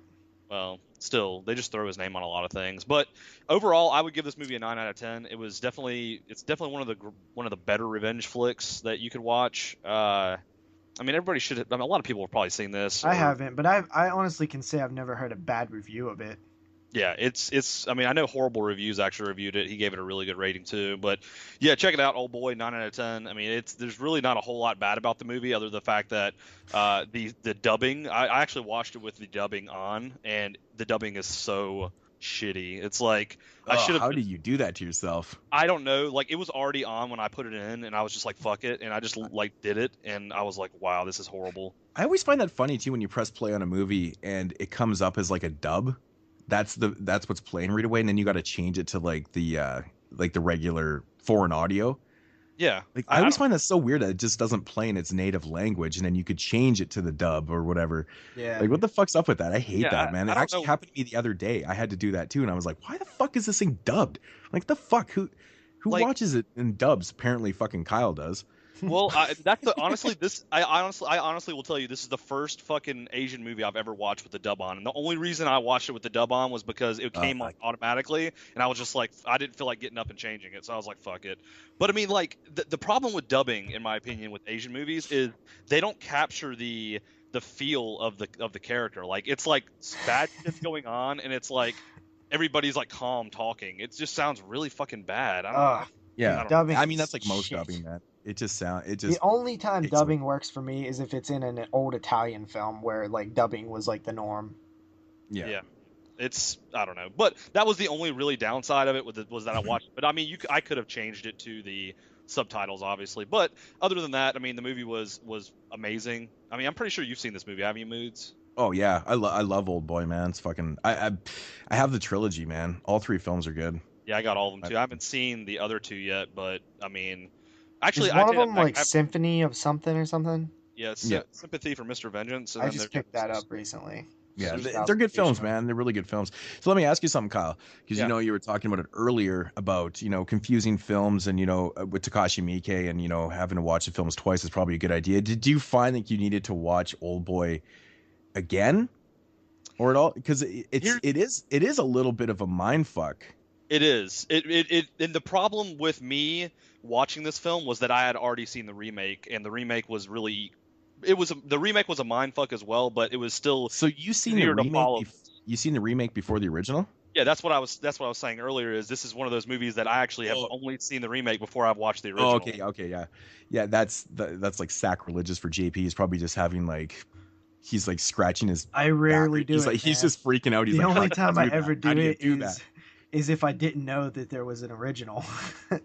Yeah, I mean, I honestly didn't really know much about Oldboy, and I actually saw it on Netflix, and I watched it. It was a remake, obviously. The best part about the remake for Oldboy, in my opinion, which I know that movie gets a lot of shit, is I loved the guy that played the actor that played the bad guy in the movie. The guy, he was in District 9, and he was in Elysium, and like he's some Russian. I don't know what his name is, but I just love that guy. I don't know. I love that actor for some reason, but I think the reason the remake got a lot of shit is because Josh Brolin, they kind of cast him into that. It was kind of an awkward role for him.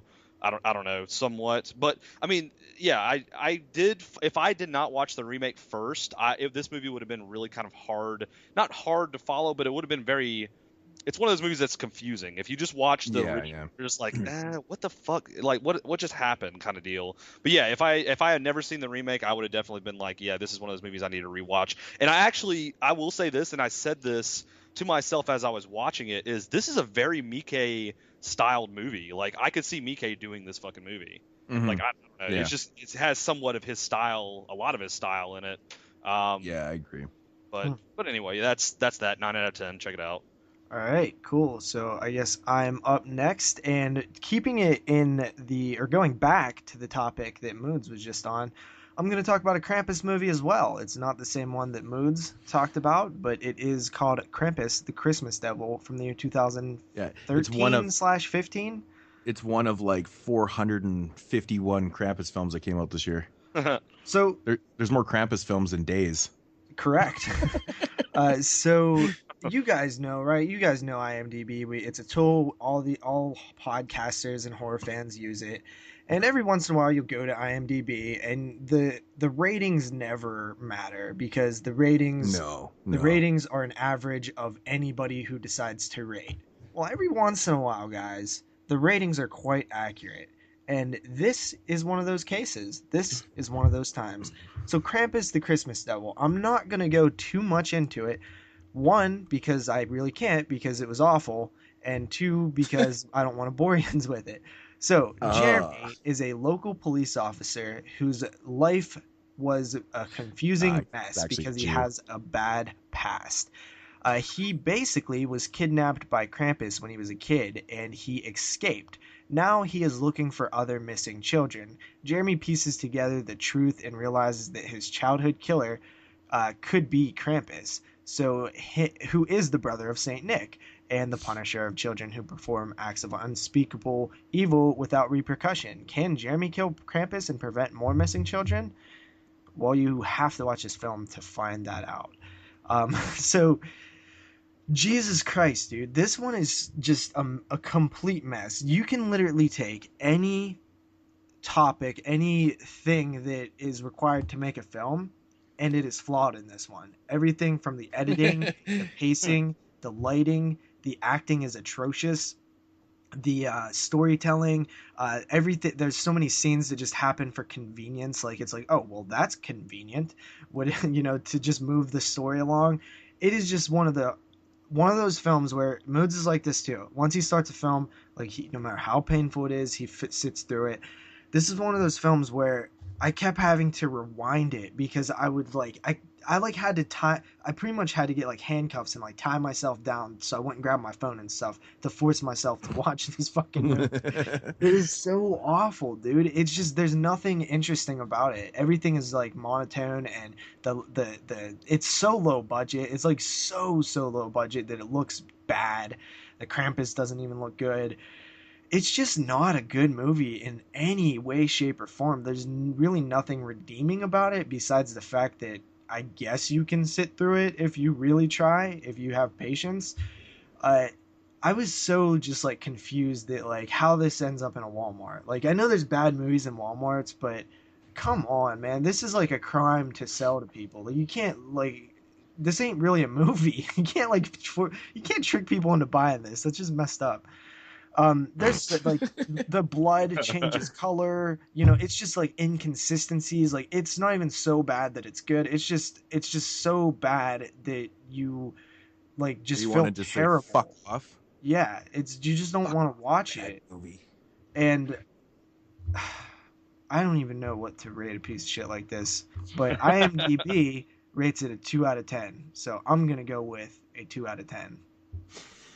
Wow, I really have to see this. No. You sold me, man. You sold me on it. God, you know, I think there literally is. I think there was 5 Krampus movies that came out technically this month. This is the year of the Krampus. I mean, there's the one that's in the theater right now, and then there's a Krampus story and a Christmas horror story, and I think there's this one, and then there was 3 different Krampus movies. There's also one called Krampus: The Day of Reckoning or something. And then this one was Krampus, A Christmas Devil. Christmas Devil, and then there's another Krampus. So there's fuck, it's insane, man. It's crazy.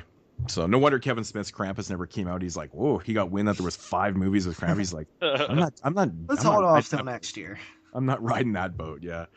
So cool. 2 out of 10. We haven't had a 2 in a while. It's interesting. Yeah. Very generous 2 out of 10, by the way. Yeah. So next film I'm going to talk about here, oddly enough, is another PG-13 film. That is really fucking strange. I'll add that Krampus, I think it technically is PG-13. But yeah, this is the remake of the 1982 classic Poltergeist. Yeah, we joked about this movie so many times on the podcast when it first got announced, and I was like, I want to check it out, just hating on remakes and shit. And I didn't really know what to expect from this. I kind of figured that it was going to be what it was, really, just a kind of straight up story to Poltergeist. We all know what the story is. A family moves into a house that is technically built on a old Indian burial ground, and they kind of stir up some spirits, and the spirits start, fucking with the family a little bit and stuff. And yeah, I mean, we know the story of Poltergeist. So my thoughts on the remake, it's essentially, a bona fide remake, with the exception of they have this kind of paranormal TV thing that's in the film and stuff like that. I didn't mind the angle of it. It was okay. At times it felt a little cheesy to me because reality TV, and that's kind of what the story is. This guy's he's part of this paranormal kind of reality show that he does and stuff. And he goes and investigates these type of cases. And this is a new kind of gig story for him and stuff. It was okay. It was decent and stuff. But, besides that kind of, difference, everything in the film was relatively the same. I have to say the acting was pretty good. I'm honestly a big fan of Sam Rockwell. I think Sam Rockwell is a good actor, man. I always think of Sam Rockwell in the film called Choke. If you guys have ever heard of that film. Yeah, I've watched Choke. Fuck, is he ever a dick in that film, eh? He sure is. It's one of those roles you just never forget. You never forget it, man. It's just unbelievable. But anyways, I love Sam Rockwell. But so the casting is pretty good, with the exception of the little girl. Of Madison Bowen is what their names are in this. I think the little girl, that she was cute in the film, but I think her acting was just a little lackluster. It didn't pack any punch. I wasn't buying into it. It just, at times for me, it felt forced, really, really forced at times. It's she kind of turns around and she's got her hand on this big flat screen, in which, I love that, the new age remakes, and it's just all new technology. She's got her hand up on the 50-inch flat screen Samsung. She kind of turns around. She's like, they're here. I'm like, that's it? That's the line? That's what you're going to give me? I'm like, what the fuck, man? I'm like, okay. But, it was just kind of a minor thing. She wasn't overly terrible or anything. She just didn't have that, that real awesome delivery in her lines and stuff. And this leads me into the effects in the film. I thought the effects actually were pretty good. I'm not going to lie. I thought they were effective, for what they were. They look good. But, essentially it's the same film. It's a remake, and it's pretty much the same thing. Not really a whole lot to say about it. I actually enjoyed the film. Surprisingly, I wasn't really expecting to like it. I mean, I didn't love this film. It's not perfect by any means. I think the whole, how they get her out and thing was kind of interesting. That was kind of a interesting premise that they put into the film. Yeah, I don't know, man. It is what it is. It's a remake. I mean, I would suggest just watching the original one. I mean, maybe check this one out, but I'm also going to go with a 6.5 on this one. I think it was shot really well. I think for the most part, the acting was good. The effects were surprisingly good. They felt big budget. It felt big budget. So it looked good. It had that feel to it. And it really did stick to the original one, storyline wise, with the exception of the whole reality show thing. I find it kind of, it is what it is, but Kind of cool, man. Kind of cool. There's some creepy moments in it too. Really creepy ass clown and shit. I thought was really interesting. But otherwise, there's not a whole lot new here. It's above average. It's not mind blowing. So 6.5 out of 10. Not a whole lot to say about it. Cool. Interesting. I have it on Blu-ray. I picked it up for like $6 on Go Hastings. So JP, were you thinking I was probably like gonna hate this film? Yeah, I thought I was gonna hate it too, though. So. Yeah, you watched it? No, I haven't watched it. Yeah. But now I don't think I'm gonna hate it. I probably will come where you come. Yeah, I'd be surprised. That's what she said. I think you come in relatively the same. Yeah. So we'll see. We'll see. Okay. So I believe that is segments now, correct? Yeah. Kyle, I'm not sure if you actually have a segment. We normally do pick of the week or avoid of the week if you don't have something. But if you don't have something that fits there, you can just talk about another movie if you want. Okay, that's cool. I pretty much have a pick of the week, but nice. Kyle coming prepared. We'll do it. You want me to go ahead? Yeah.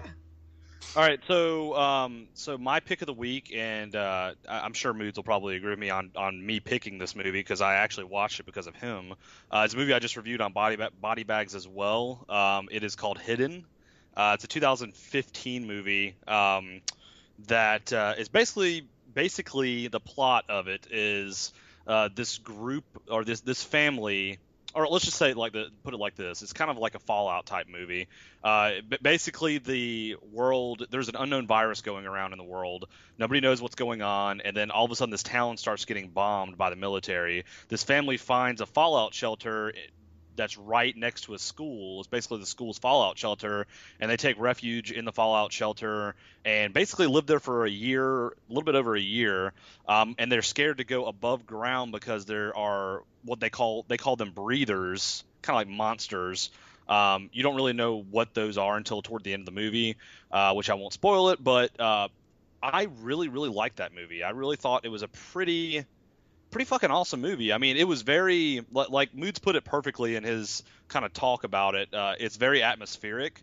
Like the movie is, the whole movie's based off of atmosphere. Like how, there's these people, they're living in this fallout shelter. They can't go above ground. They are dealing with each other. It's a daughter and the husband and the wife. And kind of the daily struggles that they go through with their food, how they have to ration it off. The acting in it is really, really good. Like the actors in it are kind of no-name actors, or at least I didn't recognize them from anything else. But the acting was like super good, and the dialogue in it was very good. So I mean, it's up there.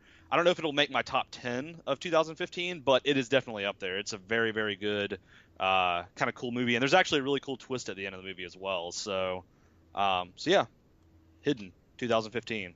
I'd recommend checking it out. Nice.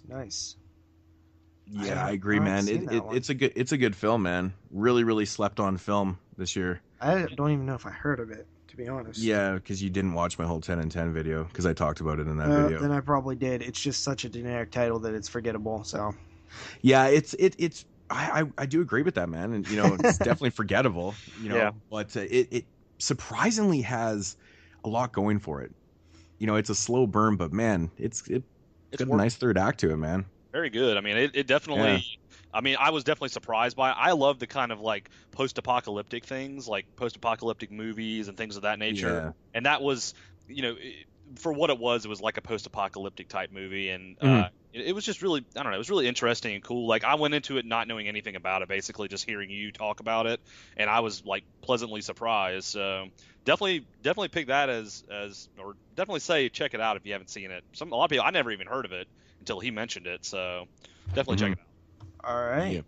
So my turn, and this week I'm actually going back to an old segment that I used to do. I forget the last time I've done one of these, but it is Horror 101. This is a segment in which I review a documentary that usually involves a horror story, like a movie series or like a killer or anything, just some cool topic. And this time I am reviewing a underseen documentary. Like not many people know about this one.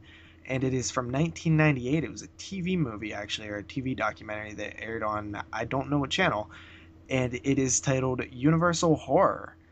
This one is really cool. The way you can check this out, I don't believe it has a standalone release, but it is in the Universal Monsters box set, not one of the 30 films. It's a bonus, and it is a complete hour and a half long documentary. It's really neat. It chronicles the Universal horror cycle. It starts with actually non-Universal horror films, and it really just is kind of an overview of horror in general. It starts back in the early days with the Edison Frankenstein and goes on through Nosferatu, and then starts talking about the early Universal silent films like Hunchback of Notre Dame, and they really start getting into the big Universal monsters cycle. But they also touch on tons of movies that I haven't seen, not counting those Universal monsters films. Like they touch on like The Old Dark House and tons of The Black Cat, tons of films that I haven't seen yet, and it really got me interested to check out. But they also talk about actors like Lon Chaney and how his career kind of ended once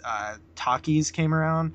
And it was so cool to just see these people, even though it was made in 1998. It was really cool to hear these people who either worked on some of these films, crazily enough, or was inspired by them, or is like film historians. There was all these different people talking about them, actors, present day actors, past day actors, talking about the careers of Lon Chaney Jr. and Bela Lugosi, and they really get in and kind of discuss the history of Universal horror, and that is very intriguing. And for people who don't know that much about Universal horror, it's great because it really gives you a whole list of new films to check out. As most people know, I recently watched all of those films in the 30 film box set that Universal put out, all the monster films, and like to my surprise, there's not really my surprise, but just my reaction was that, wow, there's like way more movies, probably some that are even a lot better than those Universal monster films that are not like considered the monster films. They're just other Universal horror films from that era, and they talk a lot about those. So with that said, I really recommend everybody check this documentary out. It's like I said, 1998 it came out, and it's really good. I give it an 8 out of 10. Sweet. Awesome. Have you seen it? I didn't watch it yet, no. Yeah, it's really cool. Yeah, I should check that out, man. I really should, since I'm a documentary whore. I love documentaries. Yeah, I spent a lot of time watching them, man. Been fucking giving her on those 30 and 30s lately. You guys ever watch any of those? Fucking good shit, man. What is really it? Good stuff. 30 for 30 documentaries and stuff. No. I watched one on Brian Bosworth and like Bo Jackson and stuff recently. Fucking good shit, man. Those are really, really well done.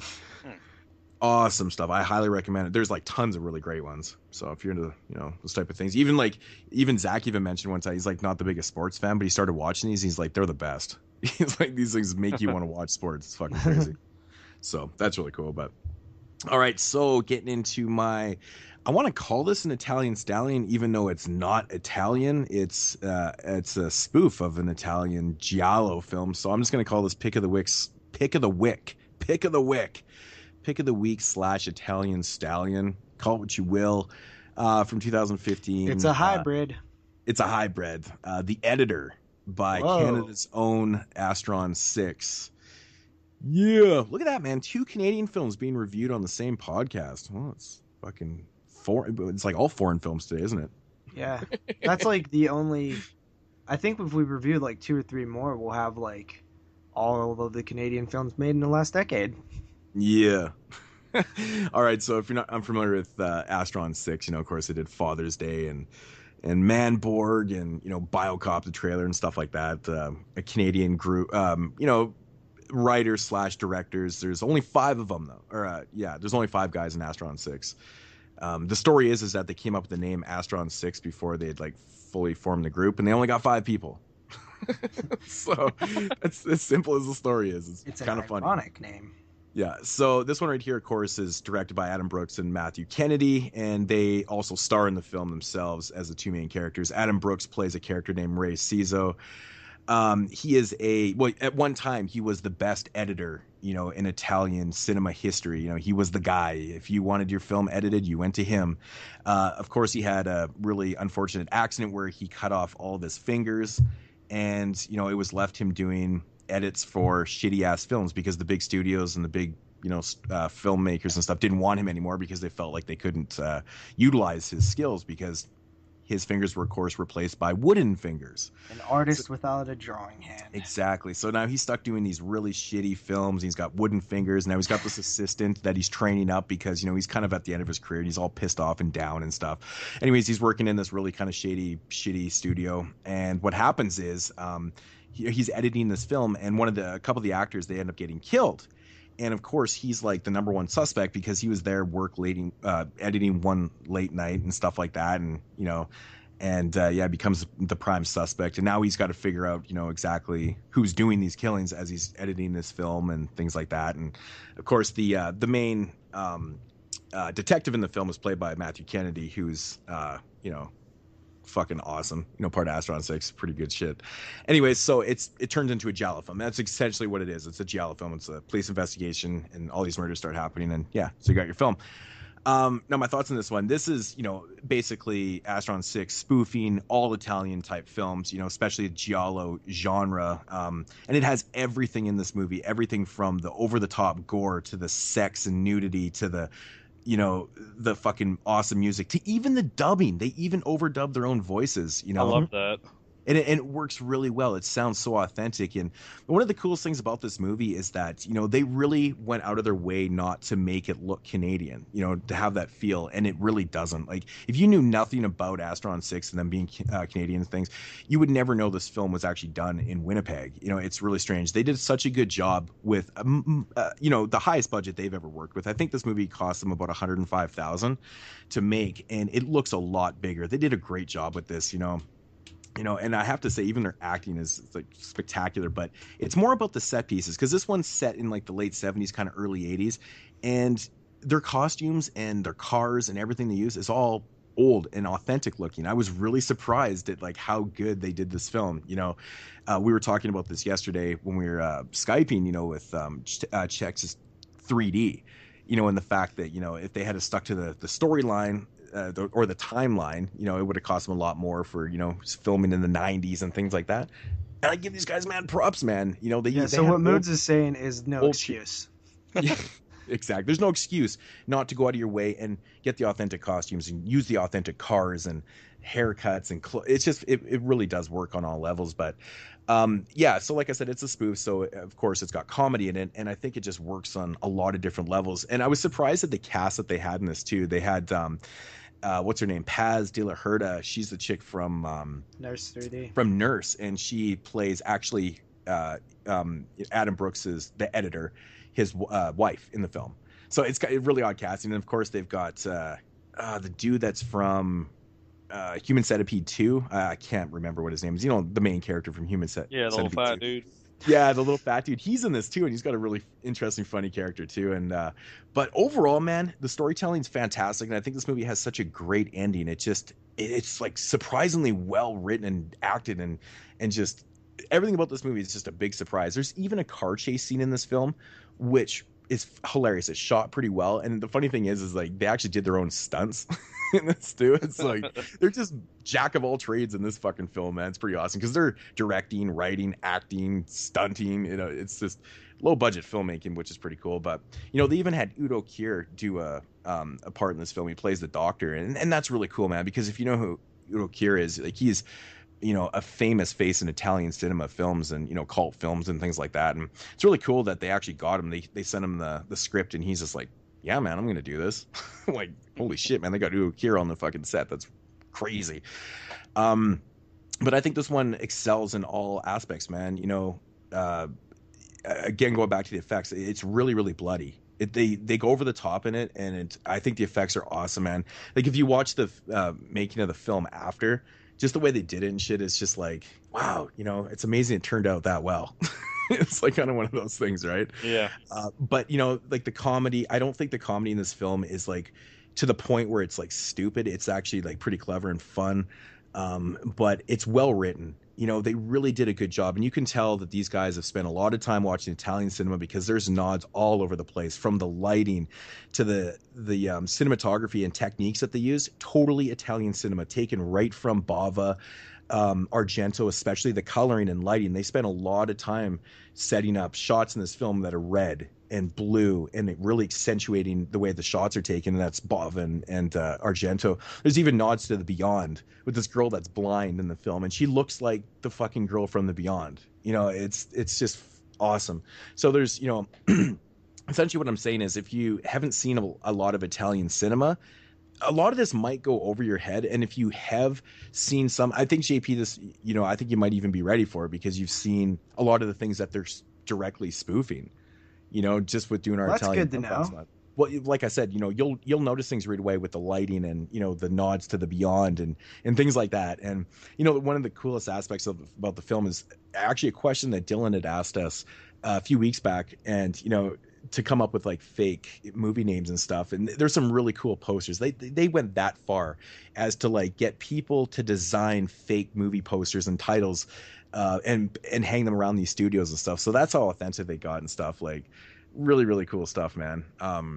That's passion right there, man. It is, man. They went all out in this one, and it's super fun. It's just such a blast. And I think it's got a great ending to it. It's got a really, really good ending. It's awesome. So, as for my rating, I think a lot of people do know I'm giving this one a 10 out of 10. It's by far my favorite movie of the year on all levels. It's just a blast, and I highly recommend this one to everybody.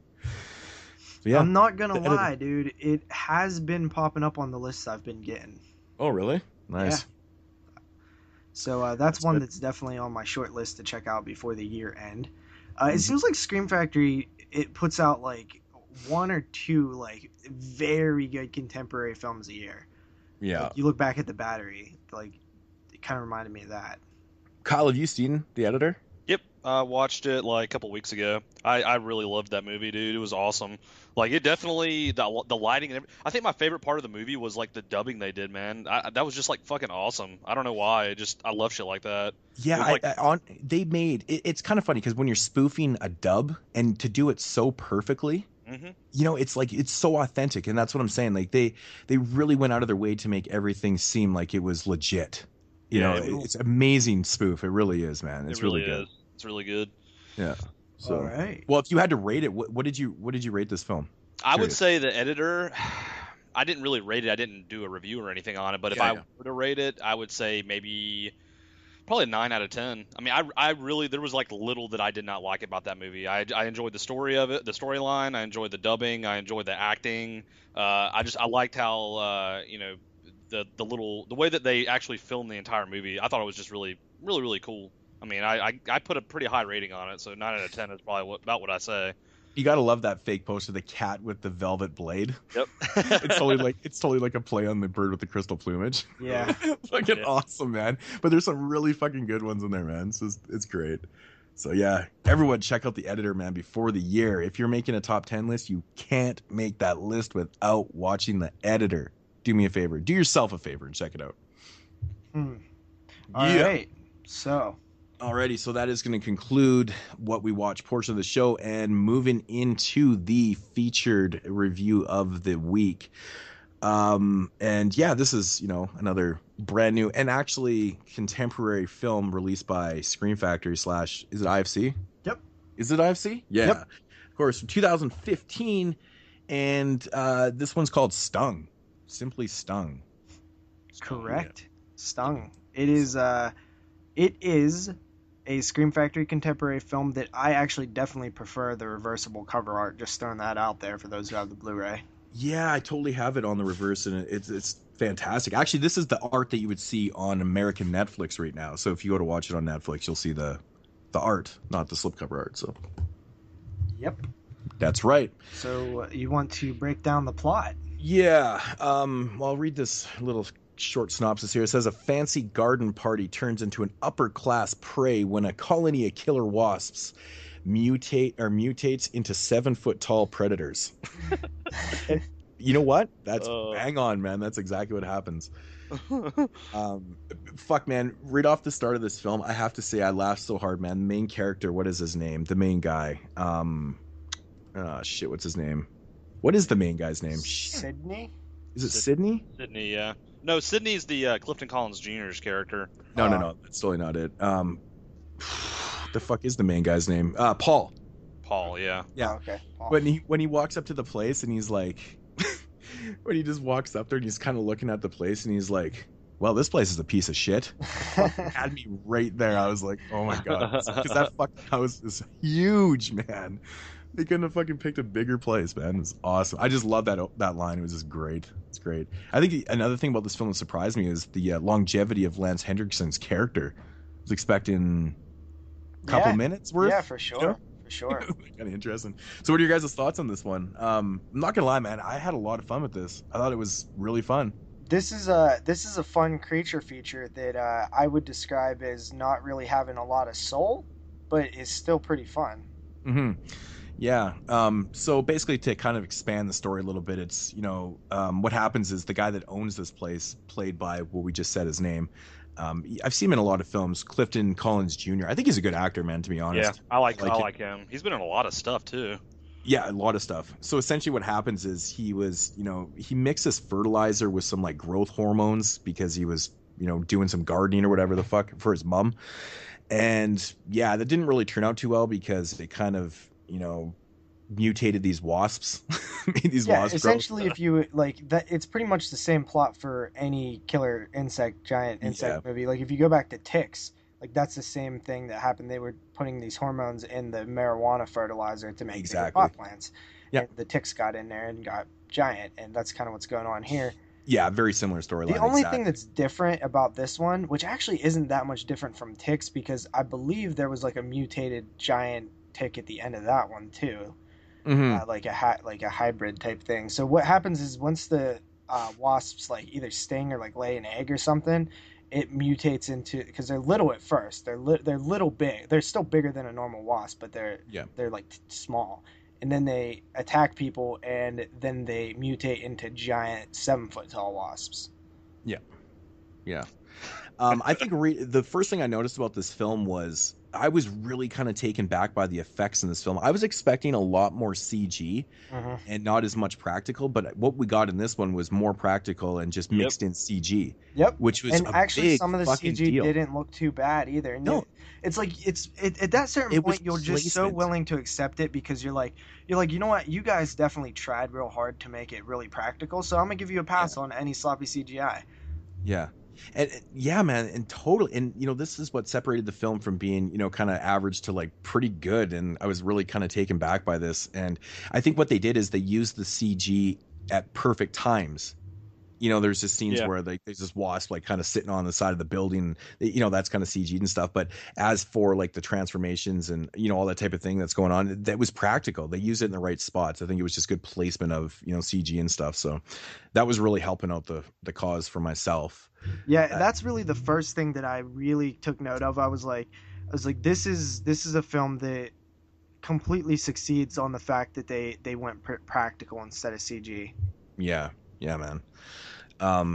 Did it give you a lot of like memories of like Mosquito? 100%. Yeah, 100%. it really felt like Mosquito, but not as good in my opinion, but like right along the lines of like similar story and just similar villain really. Like the Wasp is very similar to like the Mosquito. Of course, this one has its moments where like they go to use their cell phones and like, well, of course there's no cell service way out there. Yeah, things like that. I'm just like, dude, that was a funny part when they're like, did you call 911 yet? And then they went in there and there's like a phone from like the 40s, and they're like, he was like, who the fuck still uses these? Yeah, exactly. And that actually brings up a good point too, man. I didn't find the comedy to be like stupid in the film, like, and it wasn't like, just like joke after joke. Like it was, there was semi-serious parts in the film, but it was just, I felt like the comedy was like a perfect level. Yeah. I almost felt like there was a lot of comedy, and then somebody was like, hey, you might want to tone that down a bit, and then the guy just like pulled jokes out of the script. It was weird because it was like, it wasn't like really like, it was like few and far in between, but it almost didn't seem like the typically how like you have comedic breaks and stuff. It just seemed like odd placement of when they chose to use comedy. Yeah. I was kind of weirded out by that. I was like, I don't really like, it's not a horror comedy, but at the same time, like, It feels like it was once a horror comedy. Yeah, I kind of took it differently. I kind of like that, how it was just kind of like sporadic here and there and stuff. It kind of kept this kind of even bond with the film, like this ridiculous killer giant wasp film and, a bona fide comedy. It still had like elements of, horror film and, comedy, but the blend was good to me. I really enjoyed it, actually, because the difference between this one and Krampus for me is like it was just so persistent in Krampus that it was like, you fucking serious? I'll tell you one thing that I didn't find any persistence at all in this film. It was just. I'll tell you one thing that I think this film could have benefited from greatly, and that is a better lead duo. The two lead characters, the girl and the guy. Dude, I actually thought they were really good together. Like, what do you mean? Know. You didn't like them, or I thought they were great. Yeah. Nope, didn't like them at all. Wow, what didn't you like about them? I didn't like their relationship dynamic. Felt silly but that was the way it's supposed to be, though. Like, yeah, awkwardly. It's supposed to be. Yeah, that's the thing, right? I mean, yeah, the girl it's like hot, actually meant to be awkward, right? Because like, yeah, I mean, they're quite obviously, digging each other, but they're not supposed to because they're like on this professional level. Yeah, I just didn't care is the thing. Mm-hmm. But honestly, I thought they were both good. Like I thought I am a little surprised that Yins both liked it. Yeah, I really didn't have a problem with like any characters in this film. It was weird. That was my number one complaint was I just felt like they're like in the downtime. I actually have this noted down. I'm like, wow, I actually liked all the characters. Yeah, I didn't realize the old man, he was Lance Hendrickson. Like I just now realized that's who that was. Man, he looks so much different. Yeah, that was like now. the only fucking Lance Hendrickson. He's fucking like I didn't even know that was funny, the same dude from. The dude's been in so many fucking movies, man. Yeah, it wasn't that I thought that the characters were like unlikable. It like to where they were like. It was more that they were just not good. Like I just didn't think that the characters were well written. Man, it's so weird because it's not very often that I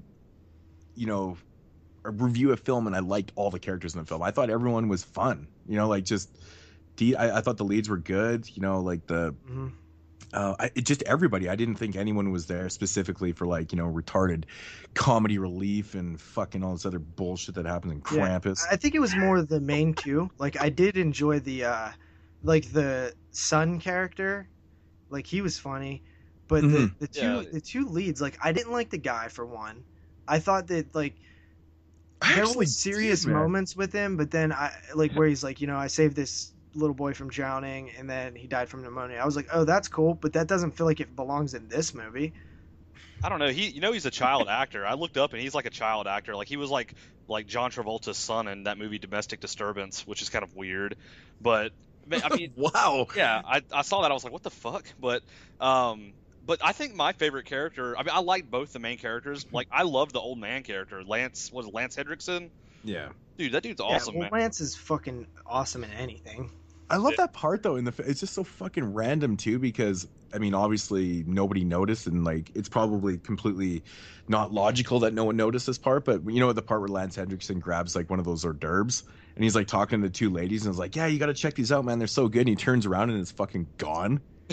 Like this boss just like ate it out of his hand, and like nobody noticed. Oh my god! I actually burst out laughing. So his reaction was just staring. His facial expression didn't even change. I was like, oh my god, that's so good. Dude, I'll tell you something that I took away from this movie that I really want to try now in real life is the fucking wine opening thing that they did, where they put like the wine bottle in the shoe and they hit it on the side of the bricks. Like, I have to try that now. Is that real?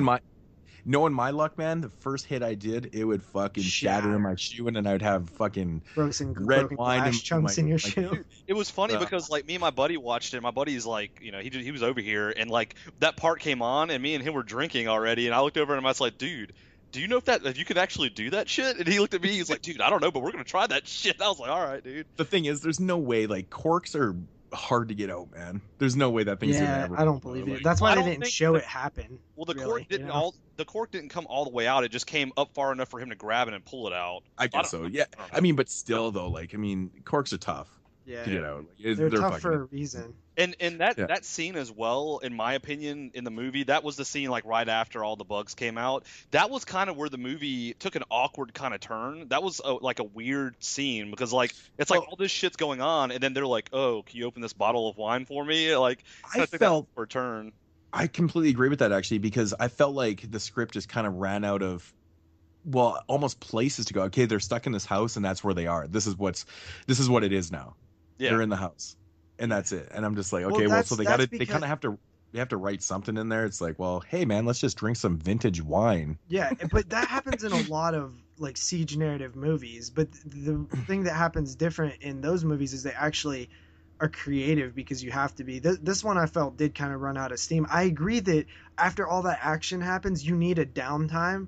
Like that's just part of movie making. Like you should have a downtime scene.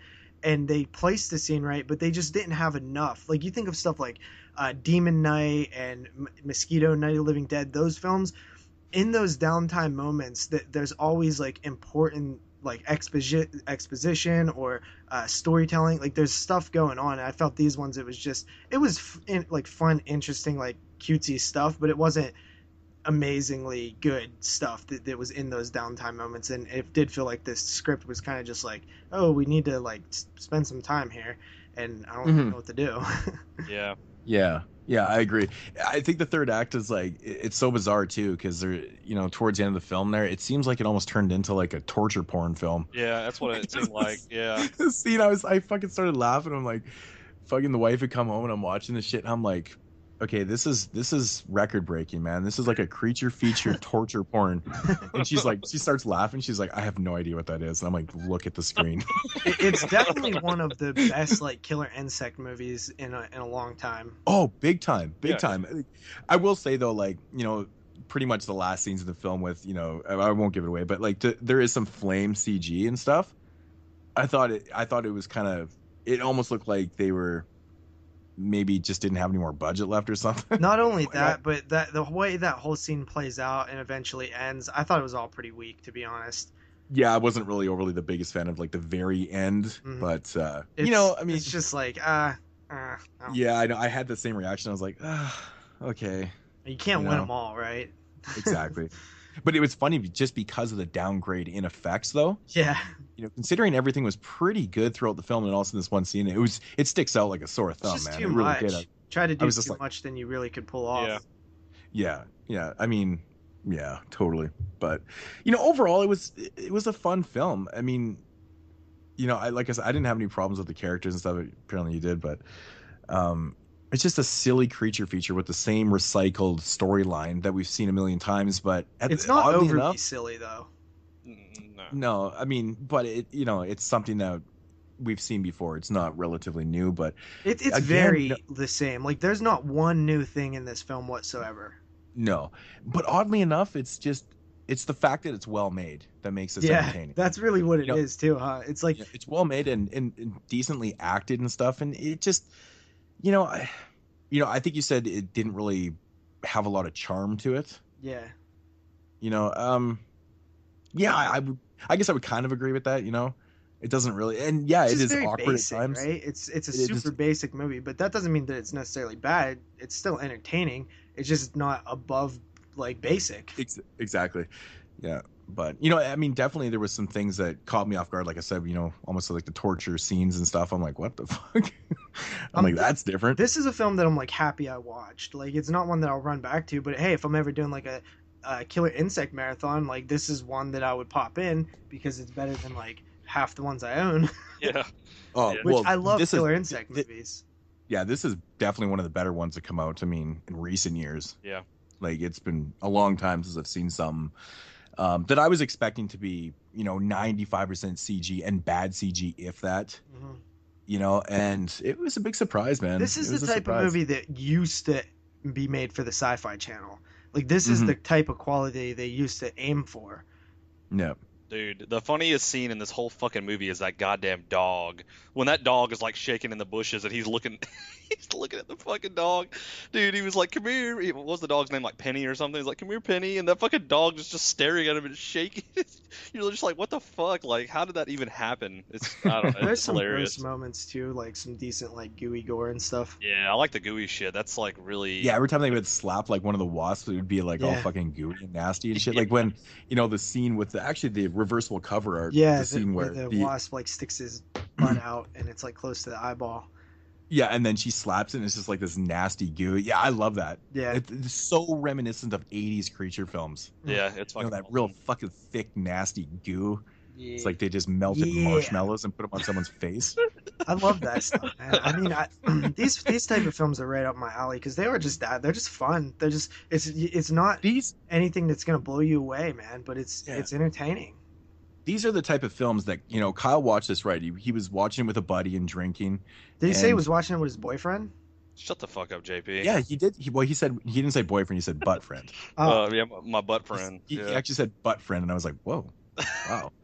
Very honest. I Dude, applaud you. I applaud you. I have to tell the truth about all this stuff. So that we're on a podcast talking about this. So, you know. But yeah, I don't really know what else to say about it without, giving specific scenes away, like I always say. Yep, that's know? pretty much it, man. I thought the acting was really cool. I mean, I thought the main character chick was fucking hot. So like she was nice to look at throughout the whole movie. I'm not gonna lie, man. Yeah, I agree with that, man. That chick was hot. Yeah, Like she was super. alright. And honestly, man, her fucking eyes were so beautiful. I'm gonna get real, Dude. gushy, mushy, and gross, and kind of gay and stuff. But like, honestly, she had awesome eyes, man. Dude, her lips too. God, dude, bro. She was like dude. It was Jake, funny. you didn't find her hot? I found her lips hot. Dude, it was funny because like Look at her eyes, man. Eyes were kissing so- something. Yeah, She her was like- eyes are very pretty. She was like kissing something in the movie, and my buddy looks over at me and he's like, "She can wrap her lips around something else if she wants to." And I was just like, "Yeah, you telling me? Jeez."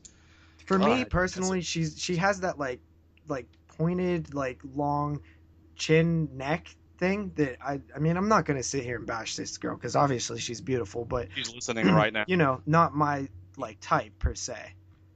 I don't know. Her when she had those glasses on in the first scene, I was like, "Bruh, oh, please, God, come here." Let's get into ratings, guys. Look at JP getting all awkward about it. Okay, guys, let's stop talking about the main chick. All right, JP, what do you rate this one? Well, man, I feel like that this rating is both appropriately perfect. Yep, it's perfect pretty much. This film is it's above average. It's fun. It's not amazing. It's a 7 out of 10. Mm. Yeah. Kyle, what do you rate it?